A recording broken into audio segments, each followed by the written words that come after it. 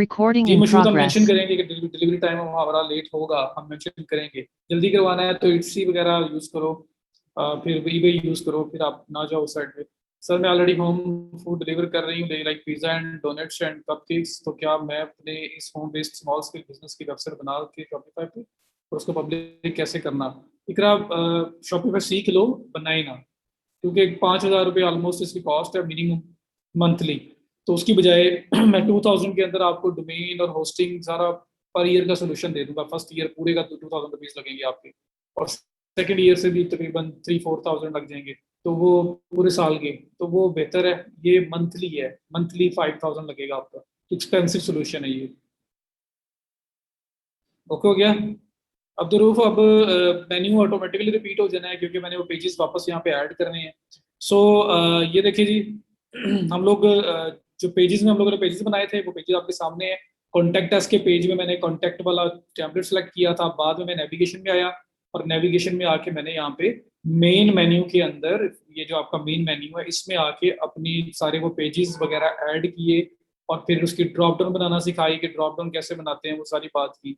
उसके बाद फिर मैंने क्या किया, मैं ये नीचे जो बिल्कुल बॉटम पे लेफ्ट साइड बार में बिल्कुल बॉटम पे सेटिंग्स आ रही हैं, मैं सेटिंग्स में गया हूँ, और सेटिंग्स के अंदर आके मैंने ये लीगल का ऑप्शन जो है इस पे सेलेक्ट क्लिक किया था। और जो लीगल पेजेस होते हैं किसी भी स्टोर के लिए, उसकी प्राइवेसी पॉलिसी होती है, उसकी रिफंड पॉलिसी होती है, उसकी टर्म्स एंड कंडीशंस होती हैं, वो सारी चीजें आप यहाँ पे मेंशन कर सकते हो। तो ये मैंने यहाँ पे बनाई, ये मैंने खुद से नहीं लिखी, मैंने ये टेम्पलेट के थ्रू यहाँ पे बनाने का उन्होंने बताया हुआ था। मीन अगर मैं खत्म करता हूँ तो ये देखें यहाँ पे लिखा हुआ आ रहा है क्रिएट फ्रॉम टेम्पलेट। टेम्पलेट क्या है कि शॉपिफाई ने टेम्पलेट बना के रखी हुई है, जिसके अंदर जो एक जर्नल रिफंड पॉलिसी होती है किसी भी स्टोर की, वो मेंशन है। तो आप जैसे ही क्रिएट फ्रॉम टेम्पलेट पे क्लिक करोगे वो सारी पॉलिसी यहाँ पे आ जाएगी। आपका ईमेल जहाँ पे आना चाहिए, आपके स्टोर पे जो ईमेल दिया हुआ वो ईमेल आ जाएगा, जहाँ पे आपका ड्रेस आना चाहिए ड्रेस आ जाएगा, जहाँ पे आपके स्टोर का नाम आना चाहिए नाम आ जाएगा। तो इसने ये टेम्पलेट से इंपोर्ट किया है, और साथ ही उसमें जहाँ जहाँ पे आपके स्टोर की आइडेंटिफिकेशन होनी थी, उसका नाम ईमेल कुछ आना था, वो उसने ऑटोमेटिकली यहाँ एडजस्ट कर देना है। तो ये स्टैंडर्ड है।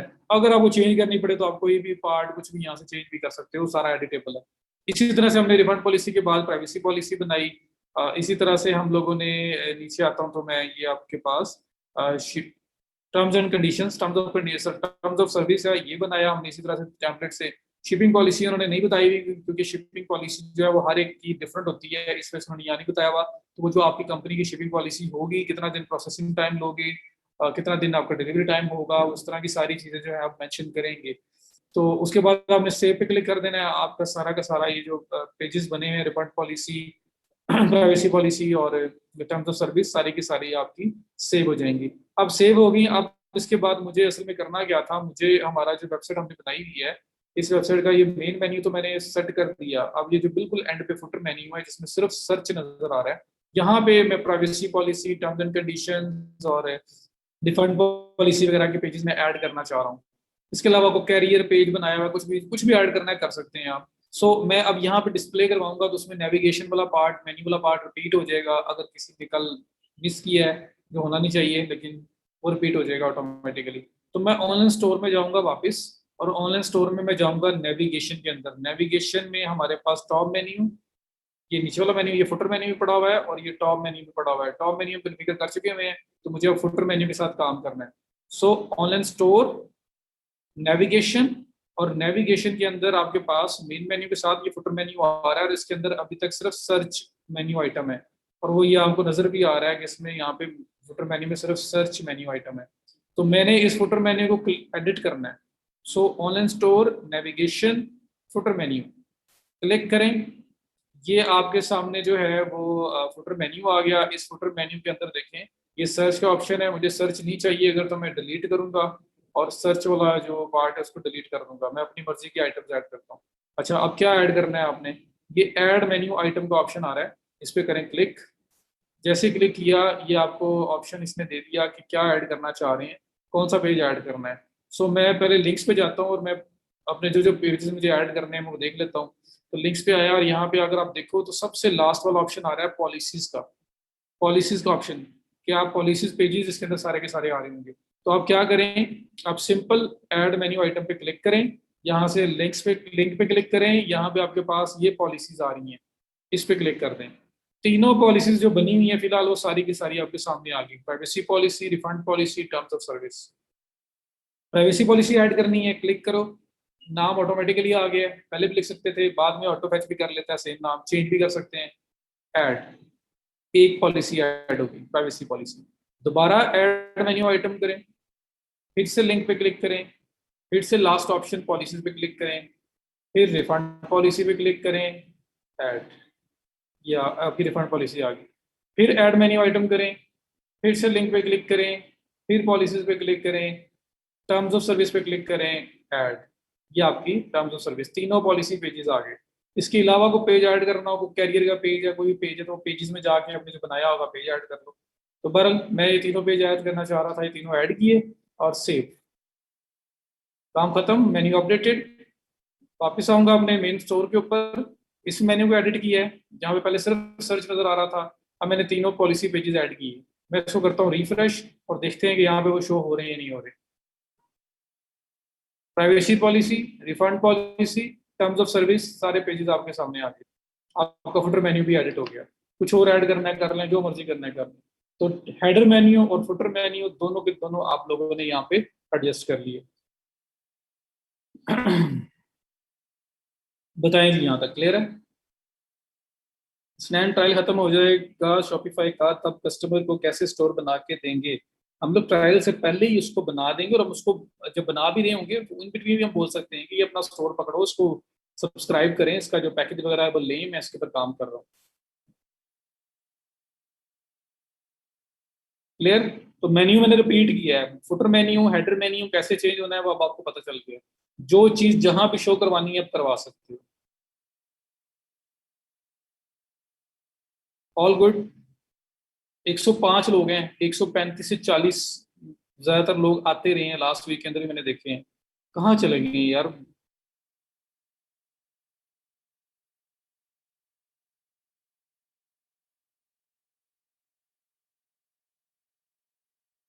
जी वही करेगा, हम लोग तो नहीं परचेज करेंगे, हम अपना कार्ड थोड़ी देंगे। जी लेफ्ट राइट कर सकते हैं, वो आप करेंगे कस्टमाइजेशन से हसन। कस्टमाइजेशन में होता है ना, वो ड्रैग ड्रॉप करके ऊपर नीचे में लेके जा रहा था चीजें, याद हो आपको? तो कस्टमाइजेशन में फुटर में जाके वहां पे फुटर मेन्यू आ रहा था और फॉलो सोशल आइकन आ रहे थे। सोशल आइकन वाला पार्ट नीचे था, फुटर मेन्यू ऊपर था, इस वजह से वो पहले शो हो रहा है फुटर मेन्यू, सोशल बाद में। आप अगर वो ड्रैग ड्रॉप करके ऊपर नीचे कर दोगे तो फुटर ये फॉलोअर्स वाला इधर चला जाएगा और दूसरा इधर आ जाएगा। अगर क्लाइंट प्रीमियम थीम इंस्टॉल करने का कहे तो हमें बाय कर दे, स्टोर से बाय कर दे, हम वो कर लेंगे, लाइब्रेरी में ऐड हो जाएगा। कहीं और से बाय करके दे रहा है तो जिप फाइल होगी, हम अपलोड कर देंगे, अपलोड का ऑप्शन भी वहां पर पड़ा हुआ है, अपलोड करेंगे वो लाइब्रेरी में ऐड हो जाएगा, फिर एक्टिवेट ही करना है उसको। कुछ भी दे दे हमें, वहीं से होना है। All okay.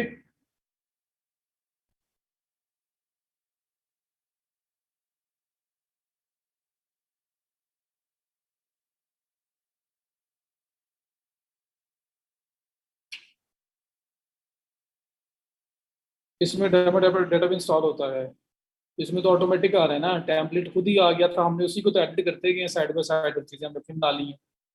तो इसमें तो डेमो ऑटो आ रहा है ना, इसमें वर्डप्रेस की तरह अलग से नहीं करना पड़ रहा। जो थीम हम कर रहे हैं उसका जो डिजाइन है वो सामने आ रहा था, हमने उसी को वहां पे ओपन किया कस्टमाइज में, और देख देख के हम लोग वहां पे अपनी चीजें लेके आते गए। तो ऐसे था ना, ये देखो, ये डेमो इम्पोर्ट हो गया, मतलब डेमो का पूरा डिजाइन लेआउट हर चीज यहाँ पे आ गई थी। अब हमने उसमें चेंजेस की और हमने उसको ऐसे बना दिया।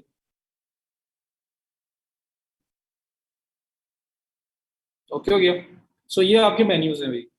तो main menu, footer menu, even though कि आप इन मेन्यू में से कोई और मेन्यू बनाना चाह रहे हो, नया मेन्यू बनाना चाह रहे हो, वो ऑप्शन भी हमारे पास है। आप सिंपली क्या करेंगे, ऐड मेन्यू पे एक नया मेन्यू बना लेंगे, और इन दोनों मेन्यूज को में से किसी को डिलीट करना है फुली तो डिलीट भी किया जा सकता है। तो हर चीज आपके ऊपर है, आप किस तरह से इसको लेके चलना चाह रहे हो।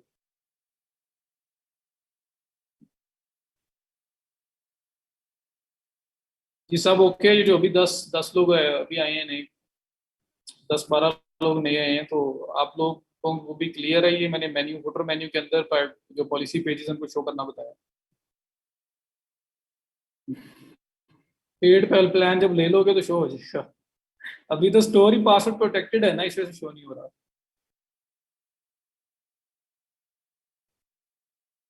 जी तो नए आने वाले जो लोग हैं उन्हें क्लियर है?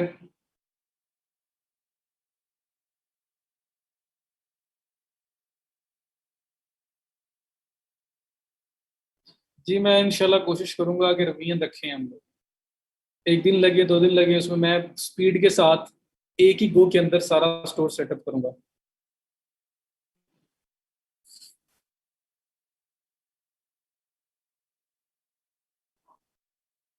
नए आने वाले नाराज होके चले चले गए हैं, 3 लोग। यार क्यों नहीं आ रहे हो यार आप लोग, मुझे समझ से बाहर हुआ पड़ा है। कोई मसला है कि मेरे अगर मेरी बात समझ नहीं आती, मैं जिस तरह से करवाता हूँ मेरा वो स्टाइल ठीक नहीं लगता, तो मुझे वो बताओ। यहाँ पे मैं आपको ऑन कॉल ले लूंगा, इधर बोल दो, मैं माइंड नहीं करूंगा। मुझे मैसेज करके बोल दो, मैं वहां पे माइंड नहीं करूंगा। मैं फुल चांस दूंगा, हर बंदा परफेक्ट नहीं होता। तो मैं कोशिश करूंगा कि मैं और अच्छे सिंपल तरीके से करवाने की कोशिश करूँ। तो मुझे ये समझ नहीं आ रही कि लोग ड्रॉप क्यों हो रहे हैं, और मुझे अफसोस भी होता है कि आप लोग किसी और की जगह पे आए थे और अब आप लोग सीरियस नहीं ले रहे हो इस चीज को। और टाइमिंग का वो जब पूल बनाया तो हर बंदा उस पर चला गया। मुझे लिटरली, मुझे सत्यान साहब ने बोला जी, हम लोगों ने मेंशन किया हुआ था जब हमारी जॉब पोस्ट गई थी, और जब ये ट्रेनिंग के लिए हम लोगों ने एप्लीकेशन ली थी कि हमारी टाइमिंग 1-2 बजे होगी, तो उस वजह से कर देते हैं। मैंने बोला कि हम वो नहीं करते, हम ऐसे करते हैं, पूल क्रिएट करते हैं। उसके अंदर जो रिस्पॉन्स करेंगे उस बेस के ऊपर हम लोग चलेंगे। हमने पूल क्रिएट किया, पूल के अंदर इतने ज्यादा लोगों ने 2 बजे बोला। हालांकि मैं लिटरली सुबह 9:30 बजे में ज्यादा फिजिबल था। मुझे सुबह सुबह आराम से फ्री हुआ, पूरा दिन अपना काम किया। अब मैं काम करते करते काम छोड़ता हूँ, फिर क्लास लेता हूँ, फिर काम दोबारा से पकड़ता हूँ, फिर उसको लेके चलता हूँ। तो फ्लो जो एक चल रहा होता है सारा का सारा, वो रुकता है एक बार। सुबह तो बंदा स्टार्टिंग में लेक्चर लेके फ्री हो गया, सारा दिन अपना काम करता है। तो टाइमिंग तो जो है वो मैंने एडजस्ट किया आप लोगों की वजह से, वरना मैंने ये 13 बैच या 12 बैचेस में कभी भी मेरी 2 बजे की टाइमिंग नहीं हुई। 11:30 से 1:30 ज्यादा तक टाइमिंग चलती रही है। तो अब ये है कि क्या किया जाए यार।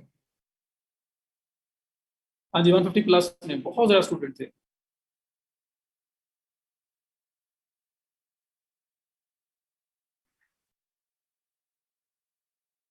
रिकॉर्डिंग अवेलेबल होंगी ना स्नैन, आई कैन बेट ये इससे भी आधे हो जाएंगे। आप कहोगे नहीं होंगे, सारे कहेंगे नहीं होंगे। तो भाई डाटा बताता है हमें, डाटा बताता है। इस वजह से तो रिकॉर्डिंग बंद की है उन्होंने।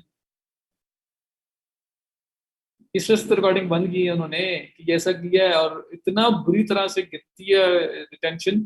ओहो हो, आप सोच भी नहीं सकते।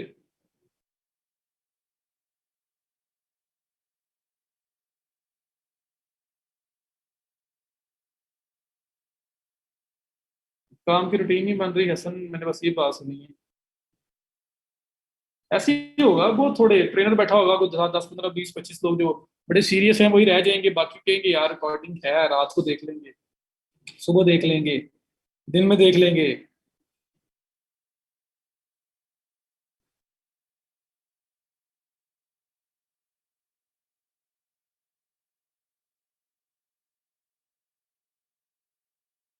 यार आ जाता है माइंड के अंदर, चीज आ जाती है। जब चीज अवेलेबल होना, बंदा लेजी हो जाता है कि कोई बात नहीं, अगर ना भी टाइम पे लिया बाद में ले लेंगे, कर लेंगे। तो बात ये है कि समझो कि क्लास में लेने जा रहे हो, क्लास में जाना है, टाइमिंग उसकी फिक्स है, उस टाइमिंग में पहुंचोगे, क्लास में आ जाओगे, नहीं होगे तो चलिए निकल जाएगी।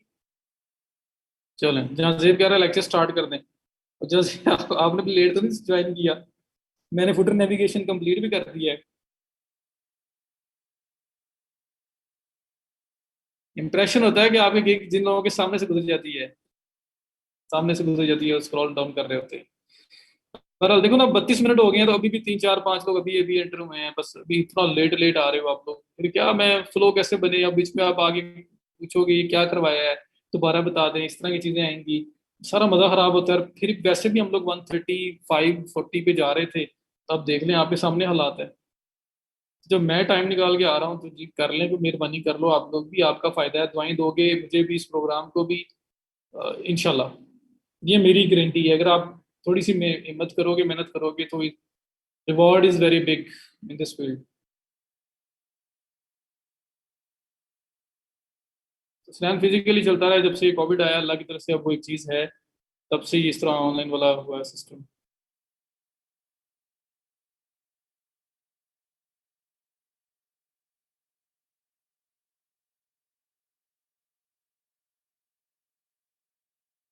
हाँ जी, देख लें बरकत। देखो मैंने दोबारा पॉलिसी पेजेस बता के नेविगेशन फुटर ख़त्म करवा दी। उसके बाद मैं रुक गया कि जो लोग नए आए हैं जी आप बताएं कि आप लोग अब क्लियर है आपको ये चीज़ कैसे करेंगे। तो उस टाइम भी कोई नहीं बोला, और अब आप आए और आप कह रहे हैं फिर रिपीट कर दूं, तो हम पूरे लेक्चर में क्या करेंगे यार, मुझे सिर्फ ये चीज़ बता दें आप। मुझे यकीन माने I am very worried for you, उन लोगों के लिए जो लोग नहीं आ पा रहे, जो लोग नहीं कर रहे। और मैं यकीन मानूं जिस दिन भी आपको एहसास होगा ना, मुझे मैसेज करके बताना जरूर कि सर अभी हो रहा है, क्योंकि करते हैं लोग मैसेज। जब टाइम था तब नहीं किया, अब वो कहते हैं और अब अपॉर्चुनिटी नहीं है। जी जो कर रहे हैं उनको बिल्कुल अप्रिशिएट करता हूँ मैं।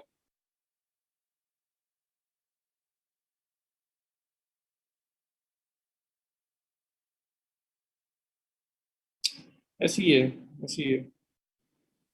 चलें, ये मैंने बातों में फिर भी लगाया, मैंने कहा शायद कोई और भी आ जाए, लेकिन उधर ही रुके मैं काम मतलब। ये 5-7 दिन के अंदर 25-30 की तो लोग डाउन मुझे नजर आ गए हैं कि काम लोग डाउन हुए हैं। सो लेट्स सी, उनसे पूछते हैं क्या रीजन है उनके, क्या नहीं है। कुछ भी रीजन है मेरे से रिलेटेड भी है तो भाई बताओ मुझे, कोई मसला नहीं है, बस बताया लाजमी करो, ऐसी चुप करके साइड पे हो जाओ तो वो चीज़ अच्छी नहीं है।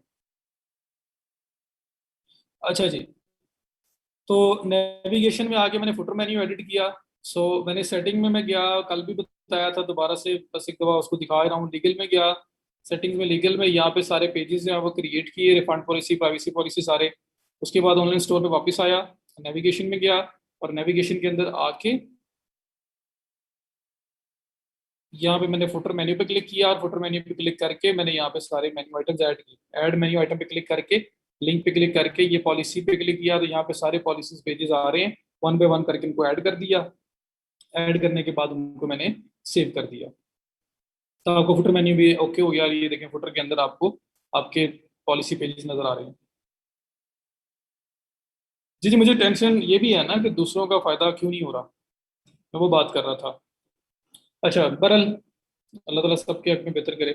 सो अब हम लोगों ने देखो जी स्टोर यहाँ से स्टार्ट किया, यहाँ पे आए, फिर यहाँ पे आ गए। तो अब एक स्टोर आपको कोई शक्ल सूरत कोई थोड़ा बहुत, अभी तो लोगो वगैरह हमने ऐसे उठा के लगाया है, टेक्स्ट वगैरह इमेजेस वगैरह भी ऐसी कुछ लगी हुई है। तो अब आपको थोड़ा सा को पता लग रहा है, कलेक्शन है, उसके नीचे कलेक्शंस आ रही हैं, अबाउट अस है, साइजिंग चार्ट, कॉन्टेक्ट अस, पूरा मेन्यू कंप्लीट है। फिर आपके सारे पेजेस जो है प्रोडक्ट पेजेस पे जा रहे हैं। उसके बाद ये कलेक्शन आ गई, फिर एक फीचर कलेक्शन आ गई, फिर आपका टेक्स्ट वगैरह आ गया, फिर एक फीचर प्रोडक्ट आ गई, फिर फुटर वगैरह भी आपका with links with menu item जो है सारा कंप्लीट हो गया। उसके बाद दैट इज इट, आपका स्टोर जो है उसकी शक्ल निकल आएगी, उसका एक डिस्प्ले बन आपके सामने आ जाएगा, किस तरह का लोगों को शो होगा, क्या कुछ उसमें होगा, हर चीज़ आप देख सकते हैं। ठीक है, तो यहाँ तक आपका ये फुटर मेन्यू भी कंप्लीट हो गया। यहाँ तक बताएं सब ओके?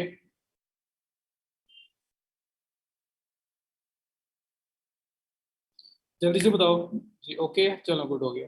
तो अब देखो ऑनलाइन स्टोर के नीचे थीम्स वाला सेक्शन हमने देख लिया, पेजेस वाला सेक्शन देख लिया, नेविगेशन का सेक्शन देख लिया। अब ये रह गया एक ब्लॉग पोस्ट का सेक्शन। सर अगर ब्लॉग होगा तो वो हेडर में जाएगा या फुटर में? जी ब्लॉग यूजुअली हम लोग हेडर में ही रखते हैं, बाकी मर्जी है आपने कौन सा पेज कहाँ डिस्प्ले करवाना है। प्राइवेसी पॉलिसी वगैरह को हेडर में शो करवाने की जरूरत नहीं है। नेविगेशन बाहर बहुत बड़ी हो जाएगी, और उसके अंदर आप ये पेजेस लेके आ रहे हो तो ये वहां पे दिखाना जरूरी नहीं है। पेज पे वेबसाइट पे होने चाहिए तो हम फुटर में ऐड कर लेते हैं, क्योंकि वो प्राइमरी मेन्यू सबके सामने आना है, तो उसमें ये पेजेस मैं नहीं दिखा रहा। बाकी ये देखें, अब थीम्स हो गए, पेजेस हो गया, नेविगेशन हो गई, ये ब्लॉग पोस्ट का सेक्शन रह गया। ब्लॉग पोस्ट के सेक्शन में मैं क्लिक करता हूँ तो ये क्या है? अगर आप अपने ई कॉम स्टोर के अंदर ही ब्लॉग बनाना चाहते हैं, ब्लॉग इंफॉर्मेटिव आर्टिकल्स वगैरह पब्लिश करना चाहते हैं लोगों के लिए, ताकि उधर भी ट्रैफिक आए, उधर भी लोग आए, और जब वहां पे आए तो अल्टीमेटली स्टोर के ऊपर भी ट्रैफिक आएगी। तो आप आर्टिकल्स लिख लिख के पब्लिश करना चाहते हैं अपनी वेबसाइट के ऊपर, ई कॉमर्स स्टोर के साथ साथ प्रोडक्ट्स भी हैं, सब कुछ है, लेकिन साथ साथ आर्टिकल्स लिखने हैं, लाइक टॉप 10 प्रोडक्ट्स किसी किस्म की, उनके ऊपर लिख दिया, किसी एक प्रोडक्ट के बारे में डिटेल रिव्यू लिख दिया, तो इस तरह से आप लोग करना चाह रहे हैं। तो आर्टिकल्स लिख के आप सबमिट जो करने हैं वो आपने पेजेस में नहीं करने, वो आपने करने हैं ब्लॉग ब्लॉग पोस्ट वाले सेक्शन में। पेजेस वाला सेक्शन देखो स्टैटिक है, काफी स्टैटिक किस तरह से है कि पेजेस के अंदर जो पेजेस मैंने बना दिए ये बने हुए आपके सामने हैं। यहाँ पे ऐसा नहीं हो रहा होगा कि रोज रोज आके मैं नया पेज ऐड कर रहा हूँ। ये पेज जो होंगे मेन मेन पेजेस वही रहेंगे, शायद कोई का दुका और ऐड हो जाए, वरना ये पेजेस ये वाला सेक्शन स्टैटिक ही है, जो पेज ऐड हो गए बस हो गए, फ्रिक्वेंटली बार बार और नहीं आ रहे होते। लेकिन जो ब्लॉग पोस्ट वाला सेक्शन होता है, आर्टिकल्स आप लिख रहे हो, पब्लिश कर रहे हो, तो आर्टिकल्स रेगुलर बेसिस पे आ सकते हैं। आप एक वीक में एक कर रहे हो, आप एक वीक में 2 आर्टिकल्स पब्लिश कर रहे हो, एक वीक में 3 कर रहे हो, तो एक मंथ बाद आपके 3 के हिसाब से 12 पड़े होंगे। फिर 2 मंथ, 3 मंथ, 4 मंथ, 5 मंथ, जब आपका 1 साल पूरा होगा तो कितने आपके पास 12 × 12 कितने आर्टिकल्स आपके पास हो चुके होंगे। तो ये आपका सेक्शन होता है डायनेमिक, कि यहाँ पे आप नई नई इन्फॉर्मेशन, नए नए आर्टिकल्स ऐड करते रहोगे। तो ये ऑर्गेनाइज करने के लिए शॉपिफाई ने पेजेस का सेक्शन अलग दिया है, और अगर आपने आर्टिकल्स वगैरह पब्लिश करने हैं तो ब्लॉग का सेक्शन अलग दिया है। तो collection of information, informative content वगैरह पब्लिश करने के लिए। सो आप ब्लॉग पोस्ट में आएंगे और यहाँ पे आके क्रिएट अ ब्लॉग पोस्ट पे क्लिक करोगे, और यहाँ पे आप ब्लॉग का टाइटल दोगे, और टाइटल देने के बाद यहाँ पे कंटेंट, उसका जो आर्टिकल्स जो लिखा हुआ है आपने पूरा वो दोगे। वो देने के बाद यहाँ पे आपके पास इमेज लगाने का ऑप्शन आ रहा है, फीचर्ड इमेज। ये फीचर्ड इमेज क्या होता है ये मैं आपको बता देता हूँ। क्लिक हो गया है, मेरे सब इमेज मांगेगा। तो ये समझ आ गई ना कि ब्लॉग होती क्या है। आर्टिकल्स, आर्टिकल्स भी होते हैं ना साइट्स के ऊपर, लोग आर्टिकल्स लिख के पब्लिश कर रहे होते हैं, तो वो इस सेक्शन के अंदर आप लोगों ने पब्लिश करने हैं। ठीक है। तो ऐड न्यू जैसे मैंने किया, ये टाइटल आ गया, ये कंटेंट आ गया, ये फीचर्ड इमेज आ रहा है। फीचर्ड इमेज क्या चीज़ होती है ये मैं आपको दिखा देता हूँ। तो यहाँ पे अगर मैं ओपन करूँ linzia.com/blog, एक साइट ओपन की, सिर्फ आपको आइडिया देना है। ये देखो, ये एक साइट है जिसके ऊपर आर्टिकल्स हैं डिफरेंट। ये फर्स्ट आर्टिकल एक लिखा हुआ है, ये सबसे पहले एक इमेज आ रहा है, इमेज के बाद टाइटल आ रहा है, फिर डिस्क्रिप्शन आ रही है, डिस्क्रिप्शन भी पूरी नहीं आ रही, नीचे रीड मोर है। जब इस पर क्लिक करूंगा तो पूरा आर्टिकल ओपन हो जाएगा। सेम ये नेक्स्ट आर्टिकल है, थोड़ा सी डिस्क्रिप्शन आ रही है, टाइटल आ रहा है, इमेज आ रहा है, उसके बाद रीड मोर करेंगे, नेक्स्ट ओपन हो जाएगा। तो ये जो इमेज नजर आ रहा है ना आपको, इसको फीचर्ड इमेज बोलते हैं। जो आपका जो शॉर्टर प्रीव्यू होता है उसके अंदर आपकी जो ना वो ब्लॉग नजर आ रही होती है। अगर रीड मोड पे क्लिक करूंगा तो ये पूरा आर्टिकल या पूरा जो ब्लॉग होगी, पूरा आर्टिकल होगा, वो आपके सामने आ जाएगा। ये देखें, इस तरह आपके सामने आ गया। लेकिन जो शॉर्ट व्यू के अंदर, जो क्विक व्यू के अंदर एक आपका जहाँ पे मल्टीपल ब्लॉग पोस्ट जो इकट्ठी पड़ी होती हैं, थोड़ी सी डिस्क्रिप्शन होती है, टाइटल होता है, साथ इमेज, मेन इमेज नजर आ रहा होता है, इसको फीचर्ड इमेज बोलते हैं। समझ आ गई।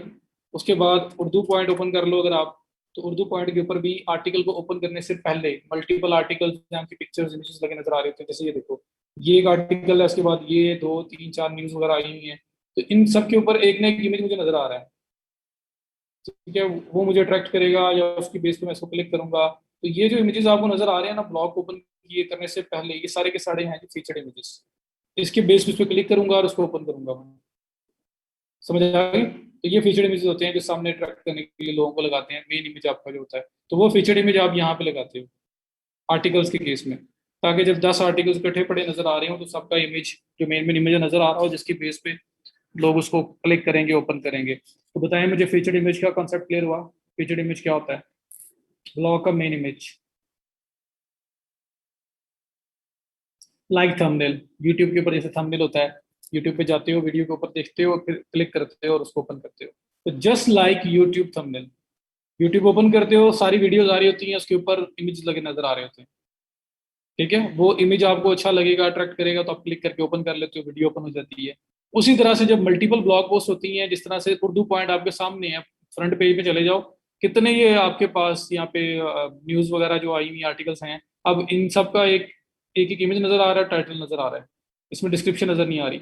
अब यहाँ पे क्लिक करोगे, ये जो इमेज आपको सामने लगे हुए नजर आ रहे हैं ना, ये इमेजेस जो है ना वो आपके फीचर्ड इमेजेस होते हैं, जो मेन डिस्प्ले इमेजेस होते हैं आपके। इसको क्लिक करोगे तो ये ओपन हो जाएगा, और ओपन होने के बाद आपको वो आर्टिकल या वीडियो जो चीज़ हमने वहाँ लगाई हुई है वो नजर आएगी। तो समझ आ गई सब आपको? इसको फीचर्ड इमेज बोलते हैं, मेन इमेज आपका जो ब्लॉग का होगा, आपकी आर्टिकल का होगा। हाल ओके, चलें। सो ये फीचर्ड इमेज है, तो आप यहाँ पे टाइटल, डिस्क्रिप्शन, यहाँ पे इमेज लगाना है, वीडियो लगानी है, इसके अंदर भी लग जाएगा सब कुछ। लेकिन ये फीचर्ड इमेज आपका डिस्प्ले होगा मेन, ये मेन डिस्प्ले में जाएगा आपका। सही हो गया। तो आप इसको लगा सकते हैं। तो मैं कोई एक आधा लगा के दिखा दूं, या जरूरत है बता दें मुझे? है तो ये बिल्कुल पेजेस जैसा, बस इसके अंदर ये ऑप्शन डिफरेंट है, और एक ये ऑप्शन आपके डिफरेंट आ रहा है। इसमें लिखा हुआ है add a summary of the post to appear on your home page और ब्लॉग। तो ये जिस तरह से मैंने अभी आपको एक साइट दिखाई, इसमें तो डिस्क्रिप्शन दिखा ही नहीं रहा ना, सिर्फ टाइटल और इमेज दिखा रहा है। अगर ये जो ब्लॉग ब्लॉग है, जो आर्टिकल साइट है, या मैंने ये ओपन किया, तो क्या हो रहा है कि इमेज आ रहा है, टाइटल आ रहा है, और फिर ये 2-3 लाइनों की 5 लाइन 4-5 लाइनों की डिस्क्रिप्शन आ रही है।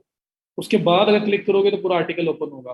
तो ये जो 4-5 लाइनों की डिस्क्रिप्शन आ रही है ना, ये डिस्क्रिप्शन कितनी आपने दिखानी है, ये उसके लिए आपको ये बोल रहा है कि यहाँ पे ऐड कर सकते हैं आप। उसका शॉर्ट व्यू, उसका वो वाला पार्ट जो आपका टाइटल के साथ, इमेज के साथ शो होगा, 2 लाइनें, 3 लाइनें, 4 लाइनें, वो आप यहाँ पे ऐड करेंगे। ठीक हो गया?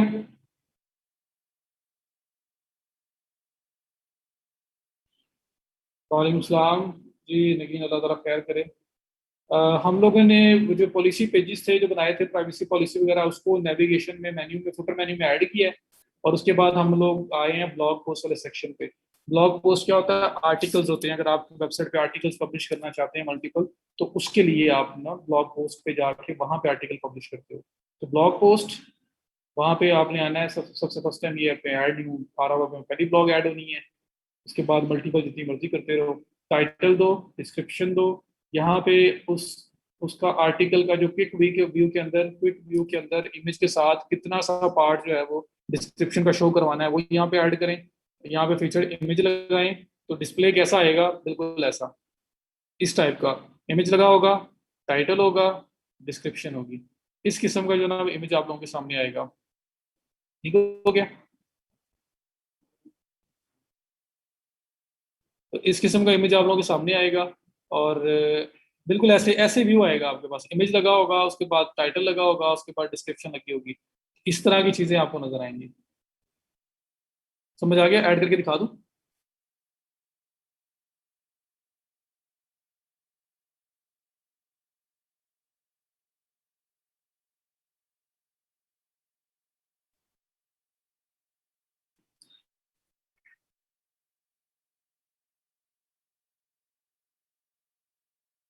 सबको समझ आ गई भाई? सारे क्लियर हो इसके ऊपर?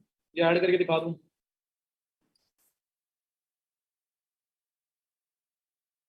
तो पेजेस में जो था ना, ये दो चीजें नहीं थी, पिक्चर इमेज नहीं था, और ये जो आपका जो जो शॉर्ट व्यू जो डिस्क्रिप्शन देनी है वो। कर दूं ऐड? ये लो जी, आपको आपको इसी की एग्जांपल दिखा देता हूँ। ये कॉपी, टाइटल, डिस्क्रिप्शन मैंने जी वैसे तो आपकी लेंथी होगी, तो जितनी भी है मैं यहाँ पे ऐड कर देता हूँ। मैं चाहता हूँ कि इसमें से सिर्फ इतना सा पार्ट जो है ना, वो मेरा नजर आएगा क्विक व्यू के अंदर। ठीक है? और इमेज मुझे लगाना है, तो मैं ऐड इमेज पे करके कोई सा भी इमेज लगा देता हूँ।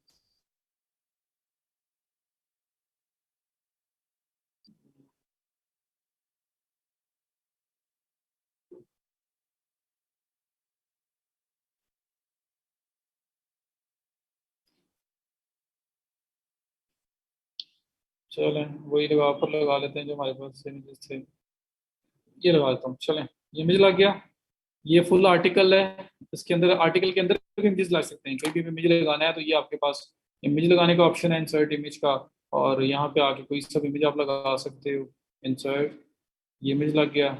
उसके बाद वीडियो लगानी है तो वीडियो का ऑप्शन भी है, ये वीडियो का ऑप्शन है, वीडियो इंसर्ट की जा सकती है। तो पूरा आर्टिकल रेडी करना है। रेडी करने के बाद विजिबल, विजिबल के बाद सेव, आर्टिकल लाइव। यहाँ पे व्यू पे क्लिक करो।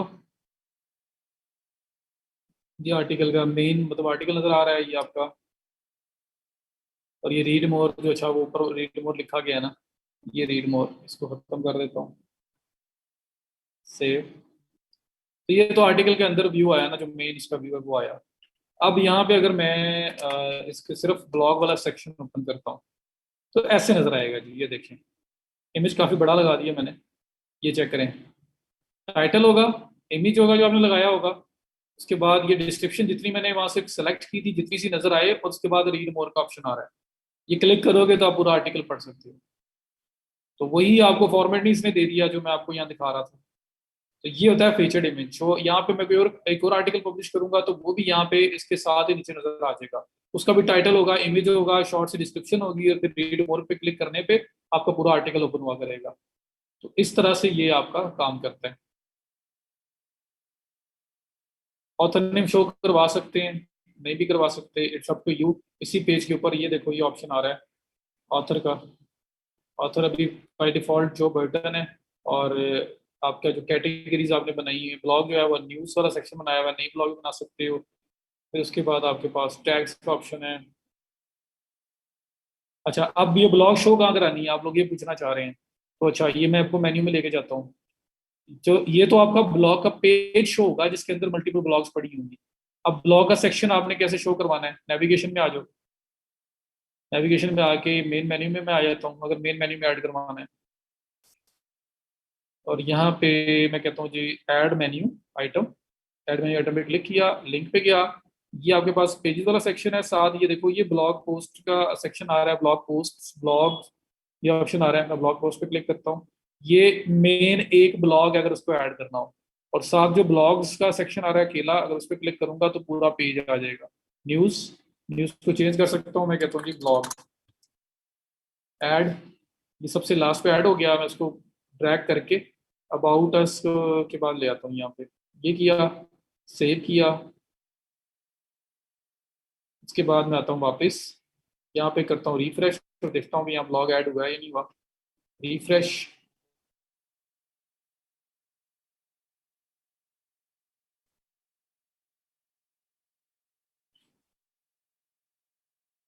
फिर से करते हैं। ये ब्लॉग सेक्शन आ गया, यहाँ पे क्लिक करें तो ब्लॉग का मेन पेज आ गया। न्यूज़ जहाँ लिखा हुआ आ रहा है ना ब्लॉग न्यूज़, ये मेन पेज आ गया जहाँ पे आपके पास मल्टीपल ब्लॉग पोस्ट पड़ी हुई नजर आएंगी। ये एक है, उसके बाद नीचे दूसरी होगी, तीसरी होगी, चौथी होगी। जो जो नई ऐड करते जाओगे यहाँ पे ऑटोमेटिकली आती जाएगी। फिर उसमें से जो लोगों ने रीड करनी होगी वो रीड मोर पे क्लिक करके उसको ओपन कर लिया करेंगे, पढ़ लिया करेंगे। तो ऐसे आप ब्लॉग सेक्शन भी अपना शो करवा सकते हो। ओके, ब्लॉग खुद से लिखनी होती है, कॉपी भी कर सकते हैं। नहीं जी, कुछ भी कॉपी नहीं कर सकते। आपकी कोई चीज है, आपने बनाई है, आपने लिखी है, उसको कोई और उठा के ले जाता है, कोई और उसको कॉपी कर देता है कहीं पे। जब आप उसको देखोगे वहां पे गुस्सा आएगा या नहीं आएगा। आप गए हो यहाँ से कहीं पे घूमने फिरने, आपने वहां पे बड़ी ड्रोन से बड़ा कमाल से आपने एक वीलॉग बनाई है, एक बड़ा जबरदस्त किस्म की वीडियो बना ली है। वो वीडियो आपने अपने फेसबुक पे या अपने चैनल के ऊपर पब्लिश कर दी है। कोई और बंदा उसको उठाता है और अपने बना के शेयर कर देता है, आपको अच्छा लगेगा? आप फौरन उसको रिपोर्ट करोगे। तो इसलिए किसी की चीज जो है ना वो नहीं करेंगे आप। यार नेविगेशन के साथ प्ले करें यार, मेरी बड़ा सिंपल सी चीज है ये वाली। ये ब्लॉग मैंने ऐड किया, करना कैसे है, ये ऐड मेन्यू पे क्लिक करो, लिंक पे जाओ। ये दो ऑप्शन आ रहे हैं, ब्लॉग्स का, ब्लॉग पोस्ट का। ब्लॉग पोस्ट में सिंगल पोस्ट शो होगी। ब्लॉग्स वाला पार्ट क्लिक करोगे तो यहाँ पे ब्लॉग पे क्लिक करने के बाद ये न्यूज वाला सेक्शन आ रहा है, न्यूज पे क्लिक करूंगा। और इसको मैंने नाम चेंज किया ब्लॉग में और ऐड किया, तो ये आपके पास ब्लॉग का सेक्शन आ गया। उसको मैं ड्रैग करके ऊपर ले गया। फिर अब मैं जब यहाँ पे जाऊंगा और ब्लॉग पे क्लिक करूंगा तो ये मुझे ब्लॉग के मेन पेज पे लेके जाएगा, जहाँ पे सारे आर्टिकल्स इकट्ठे पड़े होंगे। जो जो नया पब्लिश होता जाएगा वो यहाँ पे ऐड होता जाएगा। लेटेस्ट सबसे पहले नजर आएगा, उसके बाद उससे पहले वाला, फिर उससे पहले वाला। और ऐसे ही नजर आएगा कि आपकी इमेज, टाइटल, डिस्क्रिप्शन जो आपने रखी होगी उतनी डिस्क्रिप्शन, और रीड मोर के बाद पूरा आर्टिकल ओपन होगा। ओके,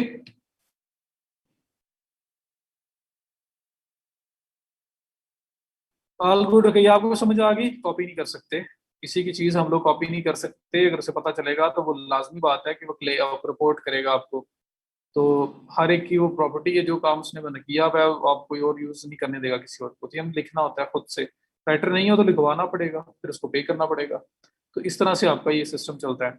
तो ये ब्लॉग सेक्शन हो गया। अब हमारा ऑनलाइन स्टोर के नीचे थीम्स, थीम्स में हम लोगों ने थीम चेंज करना सीखा, लाइब्रेरी में ऐड करना, और अ, उसका स्टोर वगैरह एक्सप्लोर किया, अपलोड करना हो, अगर आपने फ्री यूज करना हो, स्टोर विजिट करना हो, उसके बारे में बात की। उसके बाद यहीं से हम लोग कस्टमाइज में गए थे। ये कस्टमाइज में जाके हम लोगों ने कस्टमाइजेशन की थी, सारा स्टोर सेटअप किया था। फिर ब्लॉग पोस्ट मैंने आपको बता दिया जिसमें आर्टिकल्स आप पब्लिश किया करेंगे। अब यहाँ पे ऐड ब्लॉग पोस्ट पे करके और आर्टिकल्स भी पब्लिश कर सकते हो। उसके बाद पेजेस का सेक्शन है जिसमें हमने पेजेस कल ऐड किए थे, contact us, sizing chart, about us. उसके बाद नेविगेशन, नेविगेशन के अंदर हमने मेन्यूज को एडजस्ट किया, मेन मेन्यू, फुटर मेन्यू, वो सारा का सारा हम लोगों ने यहीं से किया है। उसके बाद फिर ऑप्शन ऑप्शन आ रहा है आपके पास डोमेन्स का। तो डोमेन्स का ऑप्शन वो है जी जहाँ पे, ये अभी देखो आपकी वेबसाइट क्या है। आपकी वेबसाइट है ecom-1.myshopify.com। That is not a professional website. माशाल्लाह 121 लोग हो गए हैं तो 10-15 लोग लेट आए हैं। आई होप कि आप लोग साथ मिल मिल गए होंगे। मैंने बड़ी कोशिश की है, मैं स्लो स्लो चलूँ, मैंने एक दो बार रिपीट भी कर दिया है। और please please it's a request, अगर कोई जेन्युइन रीजन है तो मुझे बताएं कि क्यों आप लोग लेट आते हैं। अगर वैसे ही बस, तो अपना अपना ख्याल करें प्लीज, आ जाया करो टाइम पे। एक फ्लो, एक वो जो मजा होता है लेक्चर का, वो सारा खराब हो जाता है। तो आप लोग आए, इंशाल्लाह कुछ नहीं मिलेगा। अगर आप इंटरेस्ट ले रहे हो और कुछ नहीं मिलेगा, तो फिर आप मुझे कहना जी आपने कहा था कि आते रहो लेकिन फायदा कोई नहीं हुआ, फिर आप मुझे जरूर बताना। सजावल टीचर हैं, देखो मजबूरी है, यहाँ पे समझ आती है कि वो लेट आ रहे हैं, क्यों आ रहे हैं।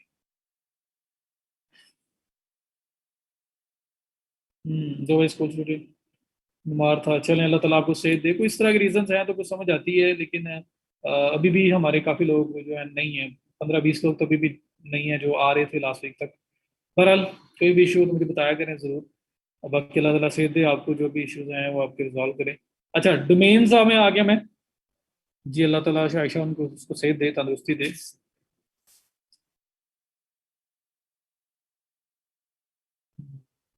चलें जी, अल्लाह पाक सब खैर करे, करम करे। चलें, ये तो जनरल रीजन है, ये तो पता लग रहा है। अल्लाह ताला बेहतर करे जी सब। हो कि अब सब खैरियत होगी। अच्छा, now coming back to the lecture. Domains का ऑप्शन आ गया, तो themes, blog post, pages, navigation सारे हमने डिस्कस कर लिए। डोमेन का ऑप्शन आ गया है। डोमेन का ऑप्शन क्या है? यहाँ पे देखो, अभी फिलहाल ये डोमेन एक ही आ रही है, ecom-1.myshopify.com। लेकिन मैं चाहता हूँ कि ecom-1.com, सिर्फ ये डोमेन चाहिए मुझे। तो वो डोमेन जो आपकी एनेबल होनी है, जो बाय होनी है, कनेक्ट होनी है, वो इस पार्ट से होनी है। इस पार्ट का मेन रोल ये है। तो डोमेन में आके आपके पास दो ऑप्शन मेन है। बाय न्यू डोमेन, एक नई डोमेन बाय कर लो। कनेक्ट एग्जिस्टिंग डोमेन, अगर आपने ऑलरेडी कोई डोमेन बाय करके रखी हुई है कहीं से, तो आप उसको कनेक्ट भी कर सकते हैं। जब कनेक्ट करने की बारी आएगी तो फिर आपको थोड़ा सा जो आईपी अपना जो है पॉइंट करना पड़ता है, तो थोड़ा सा काम जो उसका है मुश्किल ज्यादा नहीं है। लेकिन ये कि आपको जहां से डोमेन बाय की हुई है वो वाला पैनल लॉगिन करना पड़ेगा, साथ ये वाला होगा, दोनों से मिलके काम होगा। और अगर डोमेन आप बाय यहाँ से करते हो शॉपिफाई से, तो फिर तो टेंशन ही खत्म है। जैसे बाय करोगे, पैसे पे करोगे, यहाँ डोमेन आ जाएगी, उसको एनेबल कर दोगे। और यहाँ पे ये जो लिखा हुआ आ रहा है एनेबल रीडायरेक्शन, इस पे क्लिक करोगे तो जितना भी लिंक होंगे वो सारे के सारे आपकी जो मेन डोमेन होगी ना, जो भी आपने खरीदी होगी, परचेज करोगे, उसके ऊपर आना शुरू शुरू हो जाएंगे। कोई अगर ये टाइप करेगा ecom-1.myshopify.com, तो वो भी ecom-1.com पे चला जाएगा। अगर कोई www.ecom-1.com टाइप करेगा तो वो भी ecom-1.com पे चला जाएगा। तो इस तरह हर कोई जो है ना, वो आपकी जो मेन फाइनल डोमेन होगी उसके ऊपर आना स्टार्ट हो जाएगा।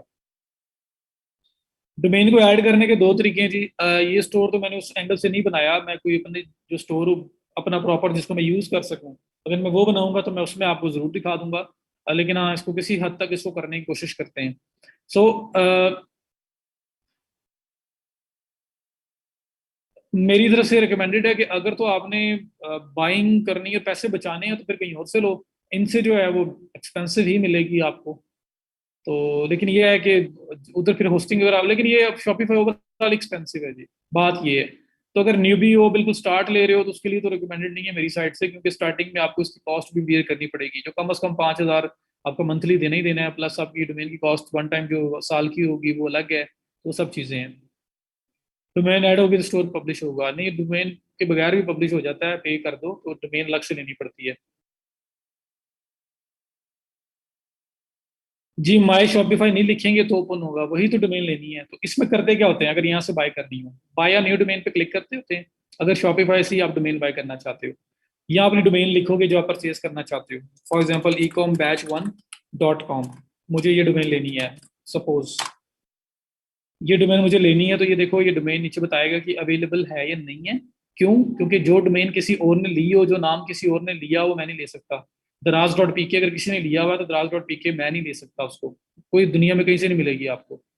सो इस तरह से अगर ई कॉम, जिस तरह बैच 1 मैंने लिखा .com, दोबारा लिखता हूँ, ई कॉम बैच, कुछ भी बता दो यार, बाय तो हमने करनी नहीं है। तो ये एक्सप्लोर करके बताएगा और फिर मुझे ये ऑप्शन देगा, देखो 14 USD पर ईयर के हिसाब से डोमेन सेल कर रहे हैं। तो ये डोमेन यहाँ पे अगर मुझे अवेलेबल करता, सर्विस अनअवेलेबल, ये आ गया भाई। तो .com other show other extension और ये सारे भी अवेलेबल हैं। अब यहाँ पे देखो .com के सामने बाय लिखा हुआ आ रहा है, मैं बाय पे क्लिक करूंगा जी, क्लाइंट ही लेगा, हमने कुछ नहीं लेना यार, हम लोग सिर्फ अपनी सर्विस दे रहे हैं। डोमेन लेनी है, कार्ड अटैच होना है, आप अपना कार्ड किस किस क्लाइंट के लिए यूज करोगे? 1 साल बाद आपका कार्ड फिर से चार्ज होना शुरू हो जाएगा, क्योंकि साल बाद डोमेन रीन्यू होती है। आप अगर अपना शॉपिफाई प्लान बाय करने के लिए कार्ड लगा देते हो तो हर मंथ वो चार्ज होना है। तो किस तरह से आप किस किस क्लाइंट के लिए कर सकते हो? तो इसलिए हम लोग कुछ भी बाय नहीं करेंगे क्लाइंट के लिए, सब कुछ उसका होगा। हमने सिर्फ उसको सर्विस देनी है अपनी, हम सिर्फ उसके लिए काम करके देंगे उसको। ओके।